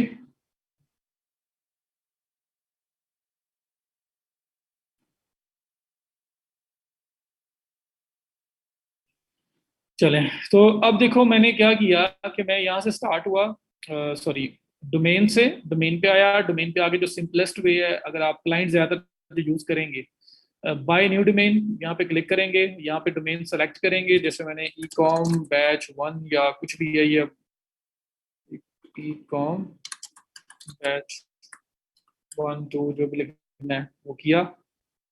ये मुझे यहाँ बता देगा, मैं बाय नाउ पे क्लिक करूंगा, बाय पे। यहाँ पे ऐड पेमेंट मेथड आ रहा है, पेमेंट मेथड ऐड करके चेकआउट कर दूंगा, ये डोमेन मेरी परचेज हो जाएगी। अब डोमेन परचेज होने के बाद वहीं पे डोमेन के नीचे ऐड होगी। सर अगर कहीं और से डोमेन की परचेज करें तो कनेक्ट का मेथड क्या होगा? जी मैं उसको भी किसी हद तक बताने की कोशिश करता हूँ। क्लाइंट का कार्ड हम अटैच करेंगे, खुद बाय करेगा। क्लाइंट इतना अच्छा नहीं है कि हम पे बिलीव कर जाए, वो हमें कार्ड का सारी डिटेल्स दे दे, सीवीवी कोड वगैरह दे दे और हम कहीं और यूज कर जाए, तो ट्रस्ट फैक्टर इसमें बहुत बड़ा टेंशन में आ सकता है वो बंदा। तो वो खुद ही करेगा, आप स्टोर के उसे राइट्स दोगे और वो आराम से जाके अपनी सारी चीजें ऐड कर लेगा, आप अपना काम करते रहोगे। इसलिए शॉपिफाई पार्टनर्स के थ्रू मैं कह रहा था वो ज्यादा बेहतर है। क्लाइंट से लॉगिन ले लेंगे या पार्टनर अकाउंट में ऐड करेंगे? पार्टनर्स अकाउंट को यूज करेंगे आप, शॉपिफाई पार्टनर को यूज करोगे तो उसमें आपके पास भी एक्सेस है, क्लाइंट के पास भी चलेगी, क्लाइंट अपना जो बिलिंग और इन्फॉर्मेशन सारी ऐड करता रहेगा, आप अपना काम करते रहना। ओके हो गया। सो यहाँ पे पेमेंट डिटेल्स देने के बाद चेकआउट करोगे तो आपकी डोमेन ऐड हो जाएगी, और कहाँ नजर आएगी? बिल्कुल एग्जैक्ट इसी लोकेशन के ऊपर डोमेन्स के अंदर आपकी डोमेन आ जाएगी। जैसे ये लिखा हुआ आ रहा है ना डोमेन नेम में, ecom-badge1.myshopify.com, ऐसे ही साथ लिखा हुआ आएगा ecom-badge1.com। तो ecom-badge1.com जो है ना, उसके सामने एनेबल का ऑप्शन आएगा कि इसको एनेबल कर लें, इसको यूज करना है आपने, नहीं करना है। मैंने उसको एनेबल करना है, और एनेबल करने के साथ इसको भी एनेबल करना है। तो दो बातें हैं। पहली बात ये समझो कि बाय नाउ वाला जो प्रोसेस है, ये समझ आ रहा है ना? अगर आपको बाइंग करनी हो तो बाय नाउ पे क्लिक करो। होस्टिंग शॉपिफाई फ्री देता है, $29 इसी के तो लेता है वो ज्यादातर, जो आपसे ले रहा है, पे चार्ज कर रहा है मंथली, इसी चीज के तो कर रहा है कि आपको ये डैशबोर्ड दे रहा है प्लस आपको होस्टिंग भी साथ खुद दे रहा है। सो अब बात समझिएगा, दो बातें हैं यहाँ पे। बाय न्यू डोमेन, इस पे जाके नेक्स्ट स्टेप के ऊपर डोमेन सेलेक्ट करनी है और फिर पे जाके पेमेंट मेथड ऐड करके पे कर देना है। ये वाला पार्ट क्लियर है? पहले एक चीज वो क्लियर करो, उसके बाद मैं सेकंड पे आता हूँ। बड़ा अपने माइंड को जरा हाजिर नाजिर रख के, क्योंकि वो चीज हम रियल टाइम कर नहीं रहे, लेकिन हमें पता होना चाहिए कि क्या करना है। तो buy due new domain means कि बिल्कुल स्टार्टिंग से बता रहा हूँ, ऑनलाइन स्टोर में आओ, डोमेन्स में आओ, बाय न्यू डोमेन, डोमेन का नाम सेलेक्ट करो, वही डोमेन नाम मिलेगा जो किसी और ने ना लिया होगा। उसके बाद चेकआउट करोगे, पेमेंट मेथड वगैरह ऐड करके आपकी डोमेन जो है यहाँ पे ecom-badge1.com आपको ऐड हुई नजर आ जाएगी इसके साथ। अभी एक है, फिर दो हो जाएंगी। यहाँ तक सब ओके? सिर्फ एक दो लोगों ने बोला है क्लियर है, और फिर मुझे टेंशन ये हो जाती है कि क्लियर कहीं क्लियर नंबर 2 ना हो जो यहाँ ऊपर से गुजर जाए। क्लियर नंबर 1 होना चाहिए जो आपको समझ आए। ठीक है। अच्छा, अब ये काम हो गया। अब यहाँ पे वो डोमेन आपको नजर आ गई। अब उसके साथ में आपके पास एक्टिवेट करने का ऑप्शन है। एक्टिवेट करने का ऑप्शन होगा, आपने इस डोमेन की जगह वो वाली डोमेन करनी है एनेबल, जो आपकी .com वगैरह आपने प्रॉपर बाय कर ली है, इसके साथ ही आ रही होगी, उसको आपने एनेबल करना है। और एनेबल करने के बाद एक बटन और प्रेस करना है।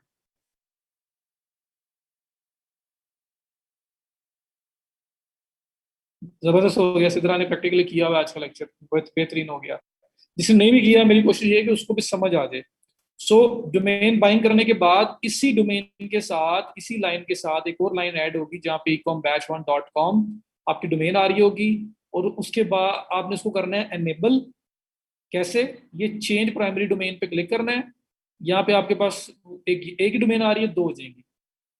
सो अगेन बता रहा हूँ, डोमेन यहाँ पे ऐड हुई होगी दूसरी ecom-1.com, एक ये डोमेन है, एक वो डोमेन है। अभी ये वाली कनेक्टेड आ रहा है, स्टेटस ये लाइव है, आपने .com वाली को करना है। तो आप चेंज प्राइमरी डोमेन, ये लिखा हुआ आ रहा है चेंज प्राइमरी डोमेन, गौर से देख लो। आपने इसको करना है क्लिक। जैसे क्लिक करोगे, करंट प्राइमरी डोमेन लिखा हुआ आ रहा है, ये दूसरी जो बाय की होगी साथ वो भी लिखी हुई आ रही होगी, लेकिन वो चेक नहीं हुई होगी, एनेबल नहीं हुई होगी। आपने इसकी जगह उसको जो है ना क्लिक करना है यहाँ पे, ये ब्लू जो सर्कल है आपका उस पर हो जाएगा, और सेव पे क्लिक कर देना है। तो डोमेन आपकी ecom-1.myshopify.com से चेंज होके ecom-1.com हो जाएगी। आपने सेव पे क्लिक कर देना है। तो फिर क्या होगा कि आप जब सेव कर दोगे तो आपके पास यहाँ पे जो दोनों डोमेन्स लिखी हुई हैं उसमें जो कनेक्टेड का स्टेटस है ना, वो लिखा हुआ सामने आएगा ecom-1.com के। जी फहद, वही कर रहा हूँ कि डोमेन बाय करने के बाद यहाँ ऐड हो जाएगी ecom-1.myshopify.com, एक ये डोमेन है। एक और साथ इसी तरह की लाइन एक और ऐड हो जाएगी, डेट एडेड प्रोवाइडर सब कुछ लिखा हुआ आएगा, वो होगी ecom-1.com जो भी आपने परचेज की हुई है। अब आप चाहते हैं कि ये जो कनेक्टेड ये लिखा हुआ आ रहा है ecom-1.myshopify.com, इसकी जगह ecom-1.com जो यहाँ आ रही है मैंने वो सिलेक्ट करनी है। तो आप ये चेंज प्राइमरी डोमेन लिखा हुआ आ रहा है ब्लू कलर के अंदर, ये चेंज प्राइमरी डोमेन, इस पे क्लिक करेंगे। यहाँ पे दोनों डोमेन्स आपके सामने आ जाएंगी, जो परचेज की होगी वो भी आ जाएगी ecom-1.com। तो आपने इसकी बजाय उसको सिलेक्ट करना है, सिलेक्ट करने के बाद सेव करना है, काम खत्म। होगा क्या कि अब आपका स्टोर जो है उसकी मेन डोमेन जो है यहाँ पे ये नजर आएगी, लेकिन फ्रंट एंड के ऊपर मेन डोमेन जो है वो कन्वर्ट हो जाएगी ecom-1.com। यहाँ तक क्लियर?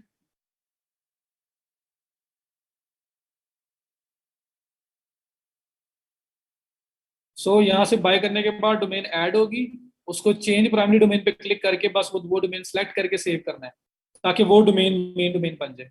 ओके। अब एक और चीज करनी है, ये एनेबल रीडायरेक्शन का एक ऑप्शन आ रहा है, ये लिखा हुआ आ रहा है traffic from your domains is not being redirected to the primary domain.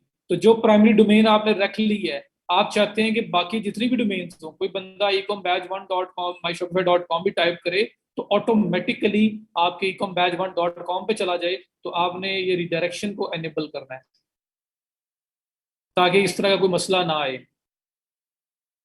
Is it necessary to change the domain? ये डोमेन देख के आपसे कौन बाय करेगा? It's not professional. ठीक है, तो इसलिए हम इस डोमेन के साथ नहीं जाएंगे। It's not professional. जब हम लोग $30 $29 हम शॉपिफाई को पे कर रहे हैं मंथली, तो हमारे लिए $14 की एक साल की डोमेन लेना मुश्किल है, जो हार्डली हार्डली हमें $1.25 पर मंथ कॉस्ट कर रही है। ऑलरेडी की हो तो वो दूसरा सिनेरियो है, वो भी देख लेते हैं। सिद्रा ने आज सेकंड फ्लोर की डेट किया है माशाल्लाह क्लाइंट के लिए। सिद्रा मेरे से शेयर भी करें, क्या कर रहे हैं, क्या चार्ज कर रहे हैं, उसको बताइएगा मुझे जरा मैसेंजर पे। तो समझ आ गई जी। बाय करो, यहाँ ऐड हो जाएगी, चेंज प्राइमरी डोमेन पे क्लिक करके वो डोमेन सेलेक्ट करके सेव करो, और एंड पे एनेबल रीडायरेक्शन दबा दो। इससे होगा क्या कि ecom-1.com my shopify.com ये भी कोई टाइप करेगा तो ऑटोमेटिकली ecom-1.com पे चला जाएगा। कोई www.ecom-1.com टाइप करेगा तो वो भी आपका ecom-1.com पे चला जाएगा। ठीक है, तो आपका एक ही वर्जन फाइनल वर्जन होगा, कोई बंदा भी कुछ और टाइप करेगा वो ऑटोमेटिकली उस पर चला जाएगा। ये एनेबल रिडायरेक्शन करने से ये फायदा आपको होगा कि फाइनल जो है लिंक वो एक ही होगा। एक्स वाई जी यार डिपेंड करी, कॉमर्स के अंदर नहीं चलती। मुझे ये बताओ, गूगल पे सर्च करते हो, गूगल पे जब सर्चिंग करते हो तो गूगल पे कितनी एक्स वाई जी या इस तरह की साइट्स आपको फर्स्ट पेज पे नजर आती हैं? देखिए कभी? बस फिर समझ गए हो, .com प्रेफरेबल है।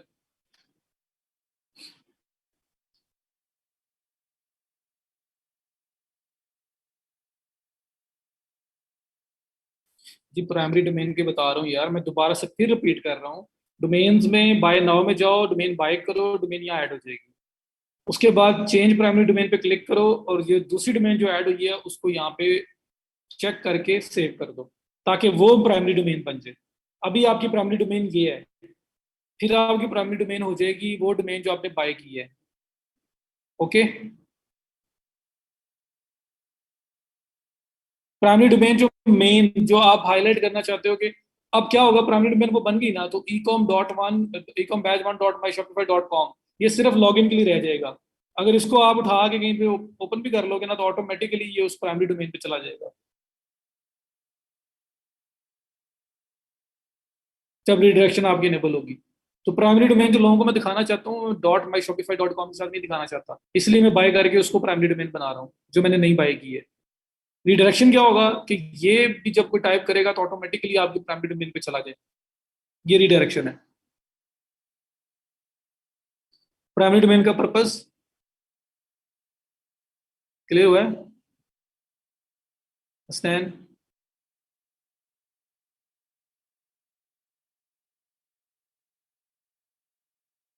ठीक है नदीम, अगर जेन होस्टिंग से लिया तो उसको यहाँ पे लिंक करना पड़ेगा, उसको और अलग मेथड होगा, वो इस तरह से सिंपल मेथड से नहीं होगी। क्लियर हो गया? तो हम लोग अपनी डोमेन बाय करके हम उसको चेंज प्राइमरी डोमेन से क्लिक करके उसको प्राइमरी डोमेन बनाएंगे कि वो हमारी मेन डोमेन है। और एनेबल रिडायरेक्शन इसलिए करेंगे, सिंपल वर्ड्स में सो बस ये जान लो कि ये जो ecom-1.myshopify.com है ना, अगर ये लिंक भी कोई बंदा टाइप कर जाए तो वो ऑटोमेटिकली जो है ना मेरी जो प्राइमरी डोमेन होगी जो माई शॉपिफाई के बगैर होगी उसके ऊपर चला जाए। ओके, डोमेन को शॉपिफाई से बाय करके प्राइमरी डोमेन में कन्वर्ट करना और एनेबल रिडायरेक्शन का आइडिया हो गया, ये क्या चीज है? क्लियर करो सब लोग। अगर चांस मिला, मैंने नया स्टोर भी सेटअप किया तो मैं उसके अंदर आपको ये करते हुए वीडियो बना लूंगा या आपको दिखा के कर लूंगा, और ज्यादा भी बेहतर हो जाएगा, लेकिन बहुत सिंपल चीज है। ओके, ये आपका एक काम हो गया। दूसरा जी, प्राइमरी के अंदर सिर्फ .com होगा, मतलब ecom.com, ऐसे इस तरह की डोमेन होगी, वो कोई माई शॉपिफाई नहीं आएगा, कोई कुछ नहीं होगा, इसलिए मैं उसको बाय करके प्राइमरी बना रहा हूँ। क्लाइंट को चार्ज क्या करना चाहिए? वो विद द मार्केट कंपटीशन। हम लोग मार्केट रिसर्च करेंगे। आप अपवर्क पे जाओ, शॉपिफाई की सर्विसेज देखो कितने में सेल हो रही है, फाइवर पे जाओ देखो कितने में सेल हो रही है। आपने कंपेटिटिव रह के वहां पे अपनी एंट्री करनी है। असाइनमेंट ये साथ साथ आपको करना चाहिए था, लेकिन ये खत्म होने वाला ट्रायल, आप लोग एक नया ट्रायल बना के सारा काम उन वन गो करोगे तो आपकी सारी प्रैक्टिस हो जाएगी, और मैं वो दूंगा भी आपको, एक असाइनमेंट भी आपकी होगी। असलैन हम लेक्चर के अंदर रिपीट करेंगे, वीडियो भी हो सकती है, देखता हूँ मैं। ठीक है, तो अभी सियासत भी हो रहा है, और फिर एक गो के अंदर हम लोग एक ही दिन बैठ के पूरा स्कोर सेटअप कर देंगे, तो वो आपको जरा सारी चीजें क्लियर हो जाएंगी।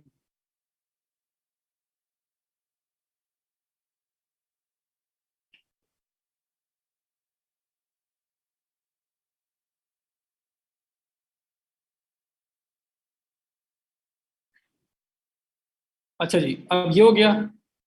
अब इसके बाद ना एक दूसरा सिनेरियो है। दूसरा सिनेरियो क्या है उसमें, ये कि कनेक्ट एग्जिस्टिंग डोमेन। आपने डोमेन कहीं और से खरीदी हुई है और वो यहाँ लगाना चाह रहे हो, तो कैसे लगाते हो? ये थोड़ा सा एडवांस हो जाएगा, क्योंकि मुझे इसके लिए पैनल ओपन करना पड़ेगा डोमेन का भी, और मुझे आईपी पॉइंट करना पड़ेगा। अभी के लिए थोड़ा सा एडवांस है। इस पार्ट को हम लोग होल्ड करेंगे और इस पार्ट को हम लोग किसी और टाइम पे करेंगे, जब हम लोग वर्डप्रेस कर रहे होंगे। तो वर्डप्रेस के अंदर मैंने आपको कंट्रोल पैनल दिखाना है। बैकएंड होस्टिंग का बैकएंड क्या होता है, कंट्रोल पैनल क्या होता है, वो थोड़ा सा एक ना एक ट्रैक सेट हो जाएगा। थोड़ा सा आप वो चीज देख के जब उधर जाओगे ना दोबारा, तो इतना फील नहीं होगा। अभी मैं अगर आपको वहां ले जाऊंगा तो बिल्कुल एक डिफरेंट स्टोरी आ जाएगी जिन लोगों को नहीं पता। तो इस वजह से ये कनेक्ट एग्जिस्टिंग डोमेन की, अगर आपने डोमेन शॉपिफाई से नहीं लेनी, आपने डोमेन कहीं और से लेनी है या ले ली हुई है, उसको कनेक्ट कैसे करना है, इसमें छोटी सी टेक्निकलिटी है कि वो पैनल ओपन करके उसका आईपी पॉइंट करना पड़ेगा आपको। इसका आईपी पॉइंट करना मतलब आपको शॉपिफाई को आईपी पॉइंट करना पड़ेगा। तो वो पॉइंट कैसे करते हैं वो थोड़ा सा बताना है। उसके लिए वो जो पैनल है ना, वो पहले आप थोड़ा सा उसकी बेस बना लें, वर्डप्रेस करते हुए ऑटोमेटिक हमारे सामने आना है। जब वो आ जाएगा तब मैं आप आपको ये वहां पे रिमाइंड करवाऊंगा कि अगर एग्जिस्टिंग डोमेन हो तो शॉपिफाई के साथ कनेक्ट कैसे करते हैं। ओके हो गया।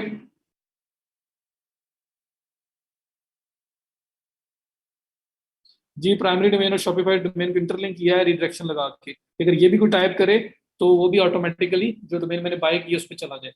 और ये जो है ना आपका कनेक्ट एग्जिस्टिंग डोमेन, इसको होल्ड करें, इसको अभी ना करें। अभी मेरे मुझे लग रहा है कि कंफ्यूजिंग हो जाएगा उन लोगों के लिए जिनको बिल्कुल बेस नहीं है, जिनको पता नहीं है, जो अभी तक सिर्फ शॉपिफाई को ही समझे हैं।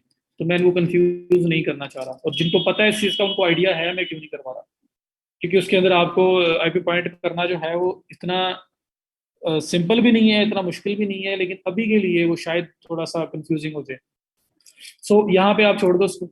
उसके बाद आपके पास ऑनलाइन स्टोर के अंदर ही ऑप्शन आ रहा है प्रीफरेंसेस का, जो लास्ट ऑप्शन है। थीम्स हमने देख लिया, ब्लॉग पोस्ट हमने देख ली, पेजेस हमने देख लिए, नेविगेशन हम लोग देख ली, मेन्यूज वगैरह, डोमेन्स वाला पोर्शन हमने देख लिया। अगर हम शॉपिफाई से बाइंड करके उसको कॉन्फ़िगर करते हैं, प्रीफरेंसेस का जो ऑप्शन है ना, इसमें क्या क्या कुछ है आप ये देख लेते हैं। इसके साथ ही ऑनलाइन स्टोर के नीचे जितनी ऑप्शन है वो कंप्लीट हो जाएंगी। अच्छा, ये क्या है? सबसे पहले यहाँ पे लिखा हुआ आ रहा है home page title, home page description. जब गूगल पे जाते हो और कुछ टाइप करते हो आप लोग, मैं आपको टाइप करके दिखा देता हूँ, इधर ही कर देते हैं। आप गूगल पे जाते हो और कुछ भी टाइप करते हो वहां पे, कोई भी चीज फाइंड करने लगते हो, generate favicon for example एक किया मैंने, तो ये आपके पास क्या आ रहा है? सबसे पहले लिंक आ रहा है, फिर एक ब्लू कलर का एक टाइटल आ रहा है, फिर ये ब्लैक कलर की एक डिस्क्रिप्शन आ रही है। मेनली जो आपकी सामने चीजें नजर आती हैं, देखो सारी हर तरफ यही है, link title description, link title description, हर तरफ आपको यही नजर आ रहा है। ठीक है, तो main link title description. Meta data मैं वो नहीं बता रहा, मैं एसईओ के अंदर ज्यादा नहीं जा रहा। तो लेकिन ये है कि आप मैं सिंपल वर्ड्स में बताने लगा हूँ, क्योंकि मैं भी एसईओ ओपन कर दूंगा तो फिर उधर हम निकल जाएंगे। टाइम मिला तो कभी इसको भी डिस्कस करेंगे, नहीं तो अभी मैं इसको टच नहीं करता। तो गूगल पे जब भी कोई भी कीवर्ड लिखो, कोई भी टर्म लिखो, सर्च करो, तो आपके पास इसी तरह रिजल्ट आते हैं। मैं ये बताने लगा हूँ जी, मैंने अभी ओपन किया है ऑनलाइन स्टोर के अंदर, डोमेन्स के बाद प्रेफरेंसेस का सेक्शन है। प्रेफरेंसेस ओपन किए हैं, जैसे ही ओपन किए हैं सबसे पहले मेरे पास यहाँ पे होम पेज टाइटल और होम पेज डिस्क्रिप्शन के ये दो ऑप्शन आ रहे हैं। अब मैं यहाँ पे बताने लगा हूँ कि ये होम पेज टाइटल क्या होता है, होम पेज डिस्क्रिप्शन क्या होती है, ये जो दोनों यहाँ पे मांग रहे हैं ये क्या चीज़ है। तो जब कभी आप गूगल पे जाएं और गूगल पे जाके कुछ भी सर्च करें, तो सबके पास ऐसे ही रिजल्ट आते हैं, लिंक होता है, टाइटल होता है और ब्लैक कलर में डिस्क्रिप्शन होती है। सबको ऐसे ही कुछ नजर आता है ना, किसी के पास डिफरेंट तरीके से नजर तो नहीं आता। बताऊंगा तो ये, अभी जाने दो यार, अभी तुमने ऐप्स को शुरू ही नहीं किया, उस तक जाने दे मुझे, एक दफा कर लेंगे हम लोग। ओके, तो ऐसे नजर आता है सबको, गूगल सारे यूज करते हो, ऐसे ही नजर आता है, एक लिंक होता है, टाइटल होता है, डिस्क्रिप्शन होती है। ब्लू में टाइटल होता है, ब्लैक में डिस्क्रिप्शन है, और उसके बाद ऊपर एक लिंक होता है। सबको ऐसे ही नजर आ रहा है, चलो गुड हो गया।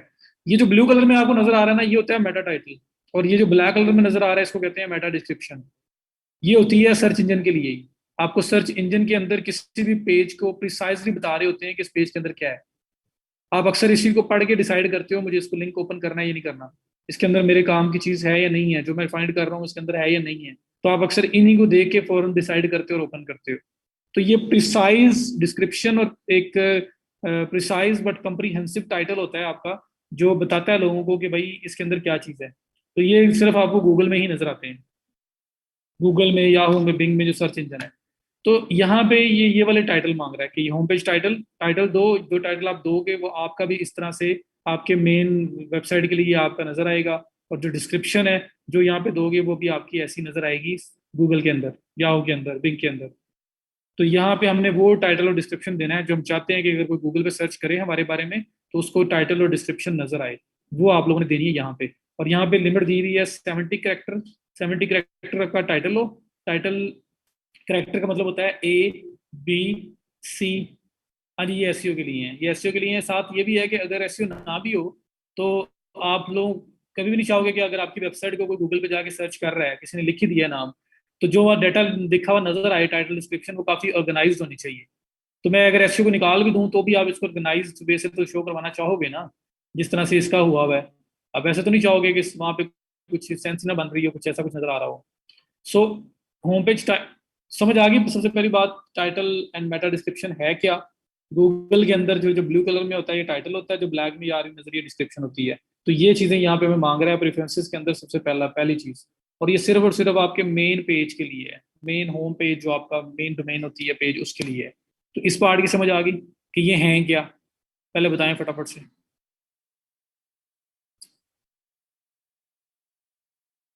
यही तो बता रहा हूँ, ये मेटा टाइटल, जो मैं आपके गूगल के अंदर जो ये ब्लू कलर में नजर आ रहा है इसको मेटा टाइटल बोलते हैं। जो ये ब्लैक के अंदर नजर आ रहा है इसको मेटा डिस्क्रिप्शन बोलते हैं। ये इनके नाम है। सिर्फ इतना समझो, आगे कुछ कुछ आगे पीछे जाने की जरूरत नहीं है। तो ये समझ आ गई ये चीजें। अच्छा, अब टाइटल जो है वो कह रहा है 70 कैरेक्टर का हो, डिस्क्रिप्शन 320 की हो। नगीन मैं आपको एसईओ में नहीं लेके जा रहा अभी। कीवर्ड रिसर्च भी मैंने आपको, हाँ वो ऊपर सजेस्ट करवाया था, आप वो तो यूज कर सकते हैं अगर आपने एसईओ करनी है तो। अगर आपका कंसर्न है तो फिर आप यूज कर सकते हो। लेकिन फिलहाल मेरा वो कंसर्न नहीं है, मैं उस एंगल से आपको बता ही नहीं रहा। मैं सिर्फ सिंपल बता रहा हूँ ये हैं क्या, वो बता दिए गूगल में जो नजर आता है। अब होने कितने कितने चाहिए, टाइटल जो है वो लिखा हुआ आ रहा है 70 कैरेक्टर, डिस्क्रिप्शन 320 कैरेक्टर्स। कैरेक्टर्स क्या होते हैं, A B C space D, 5 characters हो गए हैं। स्पेस भी एक करेक्टर है, डॉट भी एक करेक्टर है, स्लैश भी एक करेक्टर है। तो एक ये सारे करेक्टर्स हैं, तो 70 तक मैक्सिमम वो कह रहा है आप यूज करो टाइटल। और डिस्क्रिप्शन जो है वो कह रहा है 320। मेरी रिकमेंडेशन है 60 ये यूज करो, 160 तक ये यूज करो। ये 60 करेक्टर्स तक जाना, ये 160 तक जाना, ये मेरी रिकमेंडेशन है। मिनिमम से मैक्सिमम बता रहा हूँ 40 से 60, 120 से 160। शॉपिफाई कुछ और बता रहा है, मैं उसके अगेंस्ट जा रहा हूँ, क्यों जा रहा हूँ बताता हूँ। तो सबसे पहले कि ये जो मेटा टाइटल डिस्क्रिप्शन है क्या, जो गूगल के अंदर आपके जो मेन वेबसाइट का जो जो इंट्रोडक्शन एक आएगा, ये वो है। ओके हो गया। तो अब वो उसकी लिमिट क्या होनी चाहिए बात हो रही थी, तो ये टाइटल कह रहा था 70 कैरेक्टर्स। भाई गूगल जो है ना वो 60 कैरेक्टर तक यहाँ शो करता है ज्यादातर, उसके बाद ब्रेक कर देता है। मैं आपको यहाँ पे एक एग्जांपल शो कराता हूँ, फर्स्ट पेज पे नहीं आ रही, मैं पेज नंबर 4 पे जाता हूँ। यहाँ पे मैं दिखाता हूँ आपको। ये एक टाइटल ब्लू यूज हुआ है, ये टाइटल यूज होता गया मार्टिन के बाद डॉट डॉट डॉट लगा हुआ नजर आ रहा है। सबको नजर आ रहा है, टाइटल आ रहा है और आगे डॉट डॉट डॉट। इसका मतलब ये है कि ये करेक्टर लिमिट जो थी ना उससे आउट हो रहा है। गूगल सिर्फ और सिर्फ 60 कैरेक्टर्स तक शो करवाता है। 60 कैरेक्टर तक तो मस्त शो हो जाएंगे, इससे ज्यादा जाओगे तो रिस्क है। और गूगल के अलावा याहू बिंग कोई भी सर्च इंजन है ना वो ज्यादातर 60 में फॉल करते हैं, कोई कोई सर्च इंजन 70 तक भी करवाता है। तो हम वो करवाए ना जिसमें सारे कवर हो जाए। तो शॉपिफाई कह रहा है 70 कैरेक्टर का आप टाइटल लिखो, मैं कह रहा हूँ 60 का लिखो, वरना ऐसे हो जाएगा, ये ब्रेक हो जाएगा, तो वो अच्छा नहीं लगता। तो आप लोगों ने 40 कैरेक्टर से लेके 60 कैरेक्टर्स तक जो है ना वो अपना मेटा टाइटल लिखना है। और डिस्क्रिप्शन जो है 120 से 160 तक लिखो। क्यों, ये 320 बोल रहा है, 320 गूगल किसी किसी का शो करता है, वरना ये देखो 160 के बाद क्या होता है, डॉट डॉट डॉट नजर आ रहा है। ये देखो dot dot dot dot dot dot, ये पूरा कंप्लीट नजर आ रहा है, इसमें कोई चीज ब्रेक नहीं हो रही। ये क्यों नहीं हो रही ब्रेक, क्योंकि इसने लिमिट के अंदर जो है ना डिस्क्रिप्शन को यूज किया हुआ है। तो आप कोई पॉइंट लोगों को बताना चाह रहे हो कि हमारी साइट क्या है, वो गूगल पे जब आए उनको नजर आए, तो पॉइंट बताते बताते आधा पॉइंट कन्वे हो और आधा वहां से मिस हो जाए तो फायदा नहीं है। तो इस वजह से लिमिट जो है ना उसको आप मेरी तरफ से एक माइंड में रख लो, आप उसी के अंदर यूज करना। सो अगर आप चाहते हैं कि आपका जो डिस्क्रिप्शन है ब्रेक ना हो, टाइटल ब्रेक ना हो, तो फिर आप टाइटल अपना 40 से 60 करेक्टर्स तक लेके जाना, डिस्क्रिप्शन अपनी 120 से 160 करेक्टर्स तक लेके जाना। और करेक्टर्स आपको क्लियर हो, these are not words, these are characters. A space B, 3 character हो गए, स्पेस डॉट स्लैश सब करेक्टर्स हैं। क्लियर, बताएं जी, क्रिस्टल क्लियर है तो बस ये आपके मेटा टाइटल डिस्क्रिप्शन था, जो आपको अपने मेन पेज के लिए देना है कि अगर कोई गूगल तो वहां पे क्या नजर आए। प्लस सोशल मीडिया में भी आपको फायदा होगा, सोशल मीडिया में जब कोई लिंक शेयर कर रहे होते हैं तो उसका टाइटल डिस्क्रिप्शन आता है ना साथ। सोशल मीडिया पे फेसबुक के ऊपर कोई लिंक शेयर करते हो तो फेसबुक के ऊपर इमेज आता है, नीचे टाइटल आता है, साथ छोटी सी डिस्क्रिप्शन भी नजर आ रही होती है प्रीव्यू में। आ रहा होता है। जब फेसबुक के ऊपर कोई लिंक शेयर करते हो तो ऑटोमेटिकली एक प्रीव्यू फैच होता है, टाइटल, डिस्क्रिप्शन, इमेज नजर आ रहा होता है। उसके अंदर भी ये यही टाइटल नजर आएगा, यही डिस्क्रिप्शन नजर आएगी। नहीं, जब सर्च नहीं करते हैं, देखो फेसबुक के अंदर जब कोई कोई लिंक शेयर करते हैं फेसबुक के अंदर, ये देखिए ना, ये फेसबुक है। सपोज यहाँ पे मैं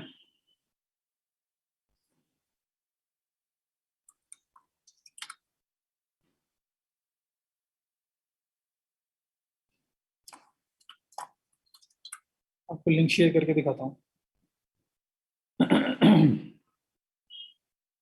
अब मैं साथ आपको थोड़ी थोड़ी चीजें वो भी करवा रहा हूँ जो एक डेवलपर जो है ना इतना ज्यादा उसको कोई फोकस नहीं करता, लेकिन मैं कोशिश कर रहा हूँ बताऊं ताकि वो आप एक प्लस होगा, आप क्लाइंट को कह सकते हो जी हम सारी चीजें देखते हैं। अच्छा ये देखो, यहाँ पे फेसबुक में आया इस ग्रुप के अंदर, यहाँ पे मैंने what is in your mind click किया, पोस्ट क्रिएट करने लगा हूँ, यहाँ पे एक लिंक शेयर करने लगा हूँ। कोई लिंक आप जैसे ही यहाँ पे लिंक जो है ना वो कॉपी पेस्ट करते हैं ना, तो ऑटोमेटिकली एक प्रीव्यू जनरेट हो रहा है। ये देखो एक इमेज आया है, इमेज के बाद एक टाइटल आया है, सम टाइम यहाँ पे छोटी मोटी डिस्क्रिप्शन में नजर आ रही होती है, लेकिन चले इमेज टाइटल तक नजर आ रही है, ये देख लें। ये इमेज नजर आ रहा है और नीचे ये लिंक नजर आ रहा है, ये टाइटल नजर आ रहा है। ये जो टाइटल है ना, ये वही टाइटल नजर आएगा जो टाइटल आप लोगों ने दिया होगा, ये जो मेटा टाइटल वाले सेक्शन में जो मैंने अभी आपको बताया है। डिस्क्रिप्शन नजर आई तो वही डिस्क्रिप्शन नजर आएगी जो आपने वहां दी होगी।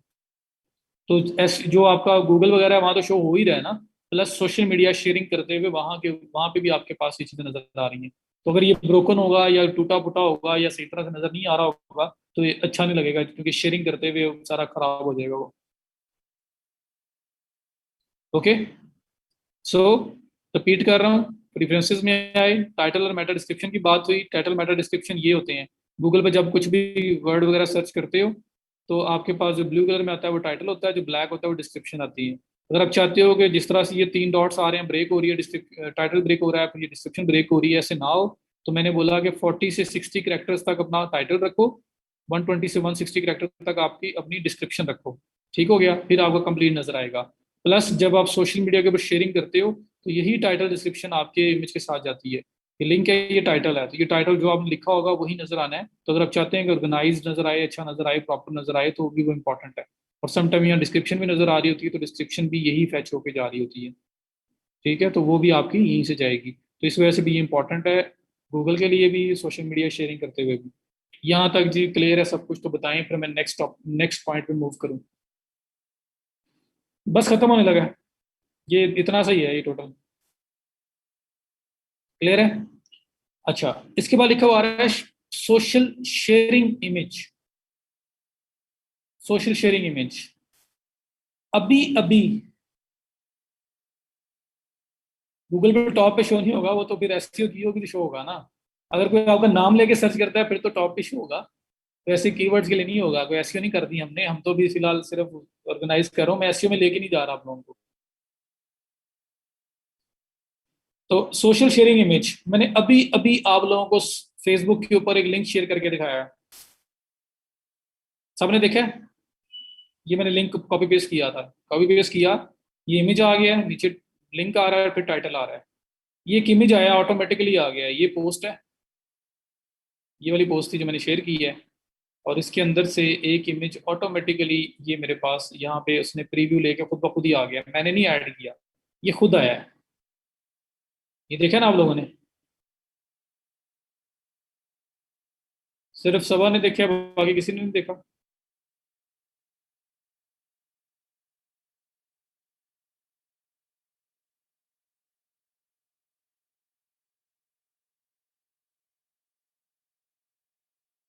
ये सोशल शेयरिंग इमेज होता है। इसने क्या किया है, इसी पोस्ट में से ये इमेज उठाया है और इस इमेज को वहां पे शो करवा रहा है।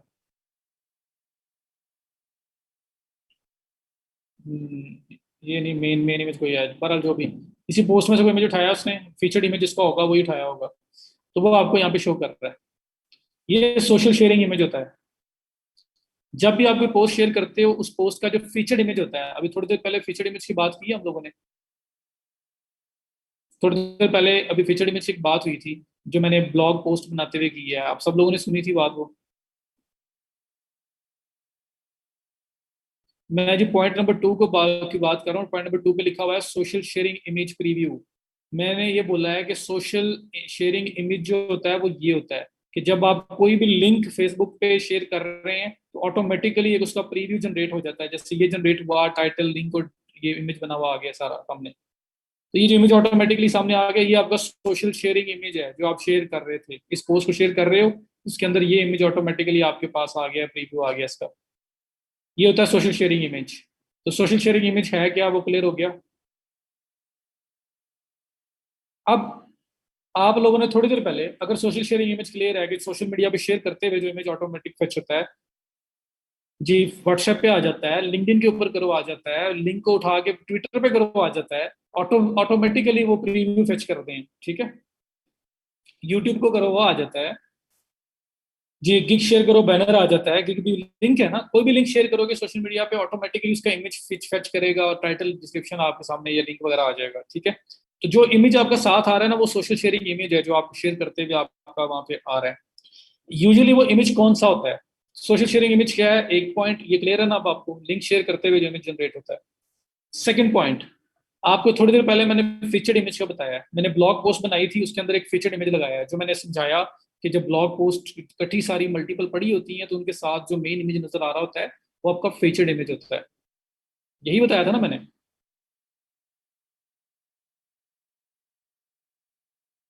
तो बाय डिफॉल्ट ये होगा कि जब भी आप किसी ब्लॉग पोस्ट को, किसी भी लिंक को शेयर करोगे, उसका जो मेन इमेज होगा ना, वो ऑटोमेटिकली उसके अंदर फैच होगा। ऑटोमेटिकली आपका main image social media fetch करेगा। फेसबुक पे शेयर करने लगोगे कोई लिंक, उसका जो मेन इमेज होगा, जो फीचर्ड इमेज होगा, वो उसको उठा के सामने ले आएगा, साथ उसका टाइटल, डिस्क्रिप्शन, टाइटल और लिंक ले आएगा, ठीक है। लेकिन सम टाइम अगर ऐसा हो कि कोई पेज ऐसा हो जिसके ऊपर इमेज है ही नहीं, होता क्या बाय डिफॉल्ट कि जब आप कोई ब्लॉग पोस्ट या कोई लिंक शेयर करोगे ना, उसका फीचर्ड इमेज होगा तो फेसबुक फीचर्ड इमेज वाला उठा लेगा। फीचर्ड इमेज नहीं है लेकिन उस पेज के ऊपर कोई और इमेज है, तो फेसबुक वो उठा लेगा। अगर उस पेज पे इमेज है ही नहीं, तो फिर फेसबुक क्या करेगा, ट्विटर क्या करेगा, लिंक्डइन क्या करेगा। मेन इमेज अली रजा, मैंने थोड़ी देर पहले ब्लॉग पोस्ट क्रिएट की थी, उसके अंदर एक इमेज लगा के दिखाया था मैंने। मेन इमेज जो मल्टीपल जब ब्लॉग पोस्ट पढ़ी है, मैंने उर्दू पॉइंट एग्जांपल दी थी, मैंने एक linzia.com की ब्लॉग ओपन की थी। उस पर एक इमेज लगा हुआ था, नीचे टाइटल था, फिर नीचे डिस्क्रिप्शन थी छोटी सी, और मोर पे क्लिक करते थे तो पूरा आर्टिकल ओपन होता था। तो मल्टीपल ब्लॉग पोस्ट पढ़ी हुई है, तो मल्टीपल ब्लॉग पोस्ट का फीचर्ड इमेज, मेन इमेज उनके सामने शो हो रहा होता है, इमेज, टाइटल, छोटी सी डिस्क्रिप्शन, और व्यू मोर करो तो फिर आपका पूरा आर्टिकल। सो आप जब अपना कोई भी लिंक शेयर करोगे, तो उस लिंक के ऊपर अगर कोई फीचर्ड इमेज है तो सोशल मीडिया जो फेसबुक है वो उसको फेच करेगा। नहीं, समझ लें अरसलान, अभी उस पे एक्शन ना जाए। मेरी मेरे कॉन्सेप्ट को समझे, सिर्फ ये जो आपको लगा नजर आ रहा है इसको छोड़ देंगे। जब भी सोशल मीडिया के ऊपर, फेसबुक एग्जांपल ले रहा हूँ, फेसबुक के ऊपर कोई लिंक शेयर करोगे, अगर उस लिंक के ऊपर फीचर्ड इमेज लगा हुआ है तो वो ऑटो फेच हो जाएगा। ओके हो गया। एक चीज, अगर फीचर्ड इमेज नहीं लगा हुआ, तो अगर उस इमेज, उस पेज के ऊपर, उस लिंक के ऊपर कोई और इमेज अवेलेबल है, तो वो वाला इमेज फेच हो जाएगा, ठीक है। तो फेसबुक क्या करेगा, सबसे पहले देखेगा कोई फीचर्ड इमेज है, उसको उठा के दिखा देगा वहां पे। फीचर्ड इमेज नहीं मिलेगा तो कोई भी इमेज उसके जो आर्टिकल के अंदर, जो लिंक के अंदर होगा, वो उसको उठा के ला के लगा देगा, ब्लैंक नहीं छोड़ेगा। ब्लैंक होगा तो फिर तो रिजल्ट ही सही नहीं आएगा ना। फिर रिजल्ट कैसा आएगा, फिर आपको इमेज नहीं होगा, तो सिर्फ और सिर्फ आपको यही नजर आना है, ये इतना सा हिस्सा, ये पार्ट नजर आना है इतना सा। तो बड़ा बुरा लगेगा, क्योंकि social media is all about image, display, सारा उसी का काम है। और अगर वही निकल गया, इमेज निकल गया, तो पीछे रह के गया तो बड़ा वो वो पोस्ट लगेगी कि बड़ी ब्रोकन ब्रोकन सी पोस्ट है, इस तरह का इशू आएगा। ऐसी है। सो जब सोशल मीडिया पे शेयरिंग करते हो, तो उस लिंक का जो फीचर इमेज लगा होता है, सबसे पहले फेसबुक वो देखेगा। अगर वो नहीं मिला तो फिर कोई और इमेज देखेगा जो उस पर लगा हुआ है। वो भी नहीं मिला, इमेज है ही नहीं, एक पेज है उस पर इमेज नहीं लगाया हुआ। For example, privacy policy page आपने शेयर कर दी है। अब प्राइवेसी पॉलिसी पेज के ऊपर ना कोई फीचर्ड इमेज लगाया हुआ है, ना कोई दूसरा इमेज लगाया हुआ है, टोटल ब्लैंक है, कोई इमेज नहीं लगा हुआ उसके ऊपर। अब फेसबुक क्या फेच करेगा, इमेज तो है ही नहीं, ना फीचर्ड इमेज ना कोई दूसरा इमेज है। तो उस केस में जो इमेज आपने यहाँ लगाया होगा, वो आप फेसबुक आप फेच करेगा और उस पेज के लिए दिखाएगा। तो privacy policy page, refund policy page, terms of service page अगर शेयर किया जाएगा, उसके ऊपर कोई फीचर्ड इमेज नहीं है, कोई और इमेज नहीं है, वो सिर्फ टेक्स्ट बेस्ड पेज है। अब उस पेज के केस में फिर क्या सोशल मीडिया पे नजर आए, क्योंकि सोशल मीडिया पे अगर कुछ भी नजर ना आया तो वो अच्छा नहीं लगेगा, वो बड़ा ब्रोकन ब्रोकन सी फील आएगी। अब खुद सोचो ना कि ये सिर्फ बैक लिंक को जहाँ लिखा हुआ है, इतने से लेके इतने वाला पार्ट सिर्फ बताओ, सिर्फ इतना सा पार्ट आपको नजर आएगा सोशल मीडिया पे, तो वो पोस्ट ही ब्रोकन सी लगेगी, कोई इमेज नहीं होगा, कोई कुछ नहीं होगा, तो वो सही नहीं आपका, वो क्या कहते हैं उसको, यूजर एक्सपीरियंस ठीक नहीं आएगा उसमें। तो आप क्या करें, यहाँ पे जो इमेज लगाएंगे वो इमेज आपका उन पेजेस के लिए यूज होगा जहां पे कोई इमेज नहीं होगा। मतलब फेसबुक पे एक लिंक शेयर हो रहा है, फेसबुक सबसे पहले देखेगा फीचर्ड इमेज क्या है, वो नहीं होगा तो कोई और इमेज, वो भी नहीं होगा तो फिर फेसबुक इस इमेज को उठा लेगा वहां पे, लेकिन वो इमेज के बगैर पब्लिश नहीं होगा। तो ये बैकअप इमेज है, समझ आ रही, बैकअप इमेज है कि अगर इमेज हो ही ना कोई भी पेज के ऊपर तो एट द एंड आपके पास ये बैकअप इमेज है, ये उस पेज के लिए डिस्प्ले हो जाएगा। समझ आ गई।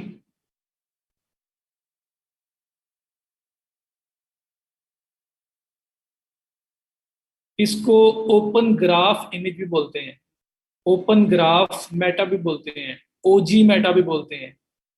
इस चीज को ना सोशल शेयरिंग, ये जो इमेज प्रीव्यू आ रहा है, इसको आप ओपन ग्राफ भी बोलते हैं, ओपन ग्राफ मेटास भी बोलते हैं, ओजी मेटास भी बोलते हैं। इन केस अगर कहीं पे लिखा हुआ कहीं आ जाए तो उसके लिए मैं बता रहा हूँ आपको। And it's all about social sharing, तो ये आपका बैकअप इमेज है, वरना जो इमेज फीचर लगा होगा या कोई और होगा वही आएगा, लेकिन कुछ भी नहीं होगा तब ये आएगा। तो इसलिए हम यहाँ पे इमेज लगाते हैं ये वाला, या आप यहाँ से चेंज इमेज करके इमेज प्ले जहाँ पे कोई भी और लेके आ सकते हैं। ओके।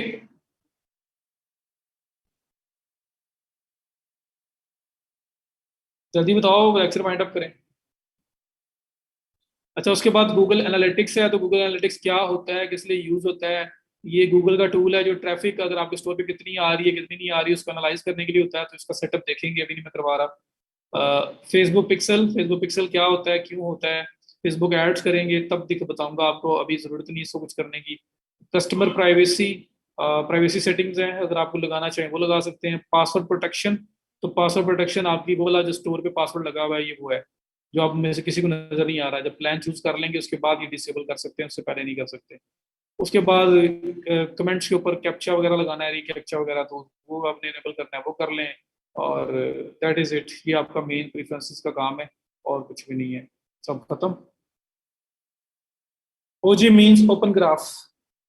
मैंने बोला है कि ये जो सोशल शेयरिंग इमेज होती है ना, कि कोई पोस्ट जब शेयर की जाती है सोशल मीडिया पे तो इमेज कौन सा आएगा, इनको ओपन ग्राफ मेटास बोलते हैं, ओजी मेटास बोलते हैं। तो आपको अक्सर लोग कहेंगे जी मेरा ओजी मेटास का इशू आ रहा है, मेरा ओपन ग्राफ का इशू आ रहा है, मेरा जो इमेज डिस्प्ले नहीं होता सोशल, जब फेसबुक पे जाए कोई इस तरह की चीज होती है, तो वो नहीं नहीं, शॉपिफाई खत्म नहीं हुआ, आज का लेक्चर खत्म हुआ है। तो सोशल शेयरिंग में जो इमेज शो होता है, ये जो इमेज टाइटल लिंक जो नजर आ रहा होता है, ये आपके ओपन ग्राफ मेटास होते हैं। ओके। सो नाम बताया आपको कि कहीं लिखा हुआ आ जाए तो आपको जी सोशल शेयरिंग का तो पता है, लेकिन ओपन ग्राफ मेटास का तो कभी सुना ही नहीं है, नाम ही नहीं सुना हुआ, तो उसका नाम ये है।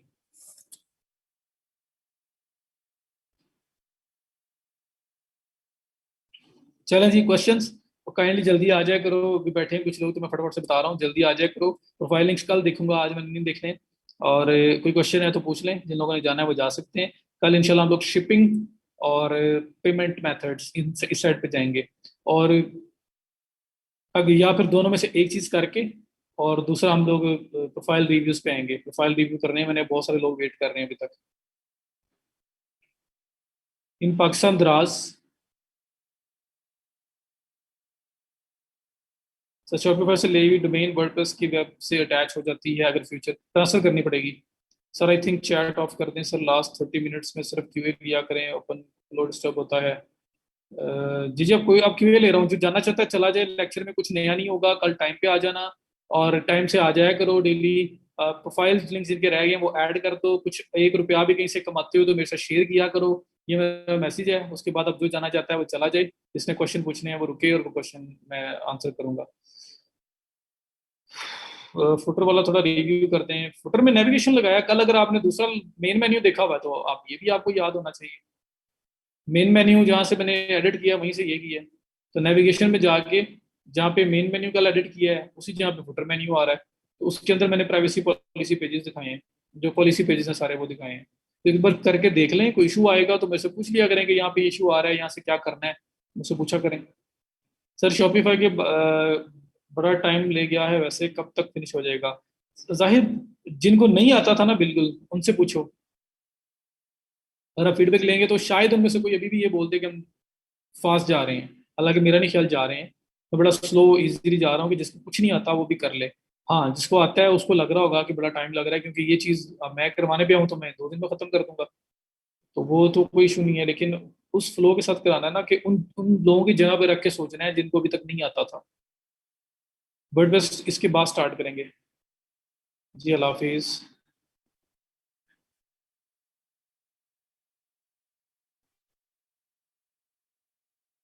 ऑलमोस्ट स्पीड है, ठीक हो गया सर जी, मुझे कुछ नहीं आता था, अब सब समझ आ गया है। बस यही टारगेट है भैया, रोन अल्लाह अल्लाह ताला आपको कामयाब करे। शॉपिफाई पर अपना बिजनेस स्टार्ट करने को कंपनी रजिस्टर करनी पड़ेगी, जिस कंट्री में स्टार्ट करना है। बाहर नहीं करते तो फिर तो मस्ट है, पाकिस्तान में अभी रजिस्ट्रेशन के बगैर भी चल सकता है, लेकिन अल्टीमेटली तो करवानी पड़ेगी। ओपन ग्राफ की समय नहीं लगी, जो मैंने सोशल शेयरिंग करवाई है ना, कि आपका इमेज अगर कुछ लिंक शेयर करते हो तो आपका जो फीचर्ड इमेज मेन इमेज है वो वहाँ पे शो होता है, वो ना हो तो फिर उस पेज पे कोई भी इमेज लगाओ तो वो शो हो जाता है, वो भी ना हो तो फिर आपने वो जो सोशल शेयरिंग वाला ऑप्शन है उसमें जो इमेज लगाया होगा वो शो होगा। Privacy policy terms and conditions इस तरह के पेज भी मैंने बताया आपको। तो इनको मोजी मेटास कहते हैं, इनका नाम ओपन ग्राफ मेटास भी है, ये ओपन ग्राफ मेटास होते हैं जिसकी वजह से सब कुछ शो हो रहा होता है, इमेज टाइटल लिंक सब कुछ। तो नाम बताया आपको कि अगर कहीं पे कोई ओपन ग्राफ मेटास का जी शॉपिफाई में इशू आ रहा है रिजॉल्व कर लोगे, कहीं लिखा हुआ आ जाए तो आप परेशान हो जाएंगे कि पता नहीं ओपन ग्राफ मेटास क्या चीज़ है। तो उसका नाम बताया है कि लोग इस आपसे ओपन ग्राफ मेटास का भी पूछेंगे। तो वो यही चीज़ है जो हमने की है, सोशल शेयरिंग में क्या इमेज नजर आएगा, क्या टाइटल आएगा, क्या लिंक आएगा, वो सारी चीज़ें।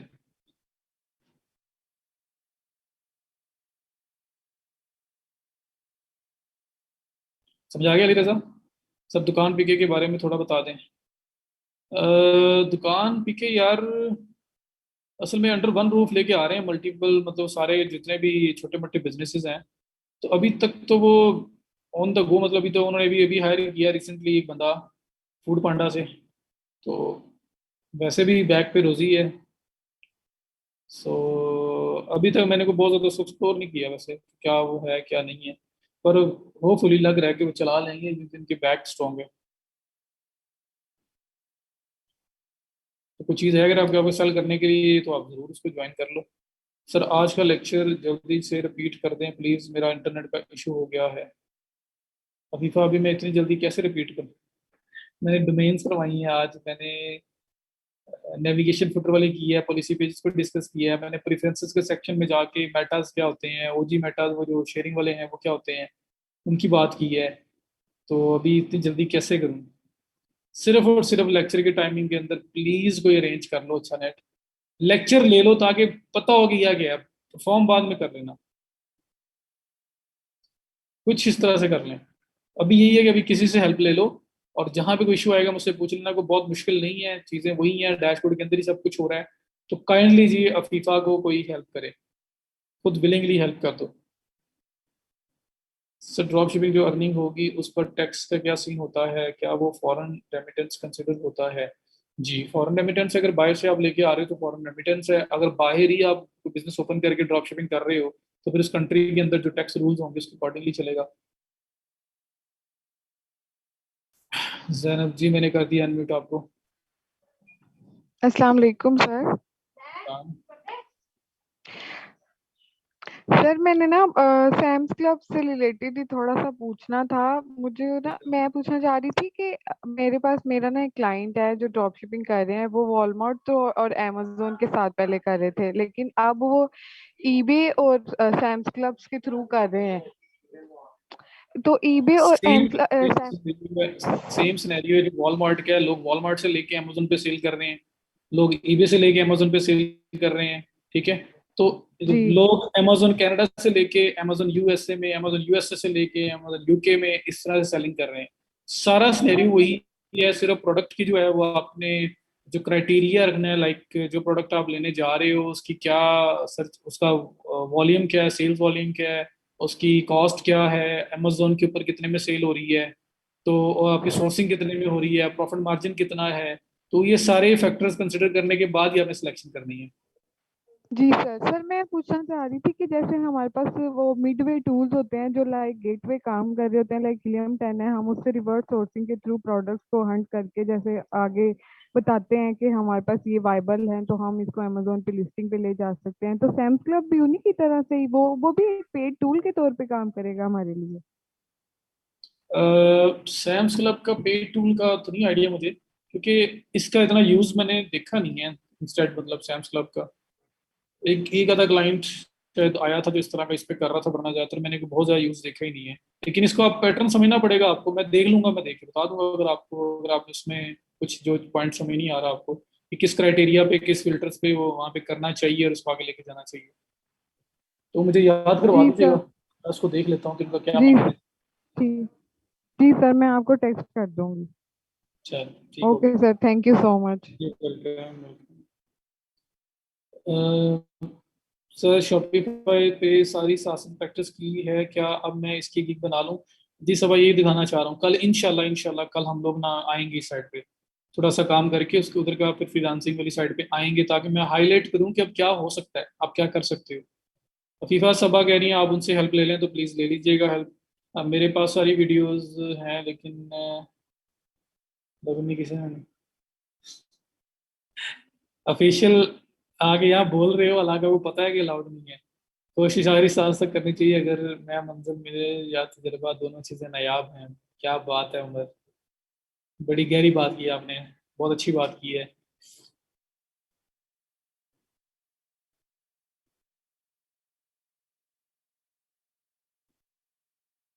चलें जी, लगता है आज क्वेश्चन कम कम ही है, तो टाइम से ही अल्लाह हाफिज करें। आप लोग भी जाएं, मैं भी जाऊं, किधर काम ही करना है, मजदूर लोग हैं। तो इंशाल्लाह ताला कल सेम टाइम पे होती है दोबारा मुलाकात। तब तक के लिए अल्लाह हाफिज जी। करना है सकता है अब उधर वही शिपिंग और पेमेंट करके फिर आप ऑटोमेशन पे जाना है मैंने।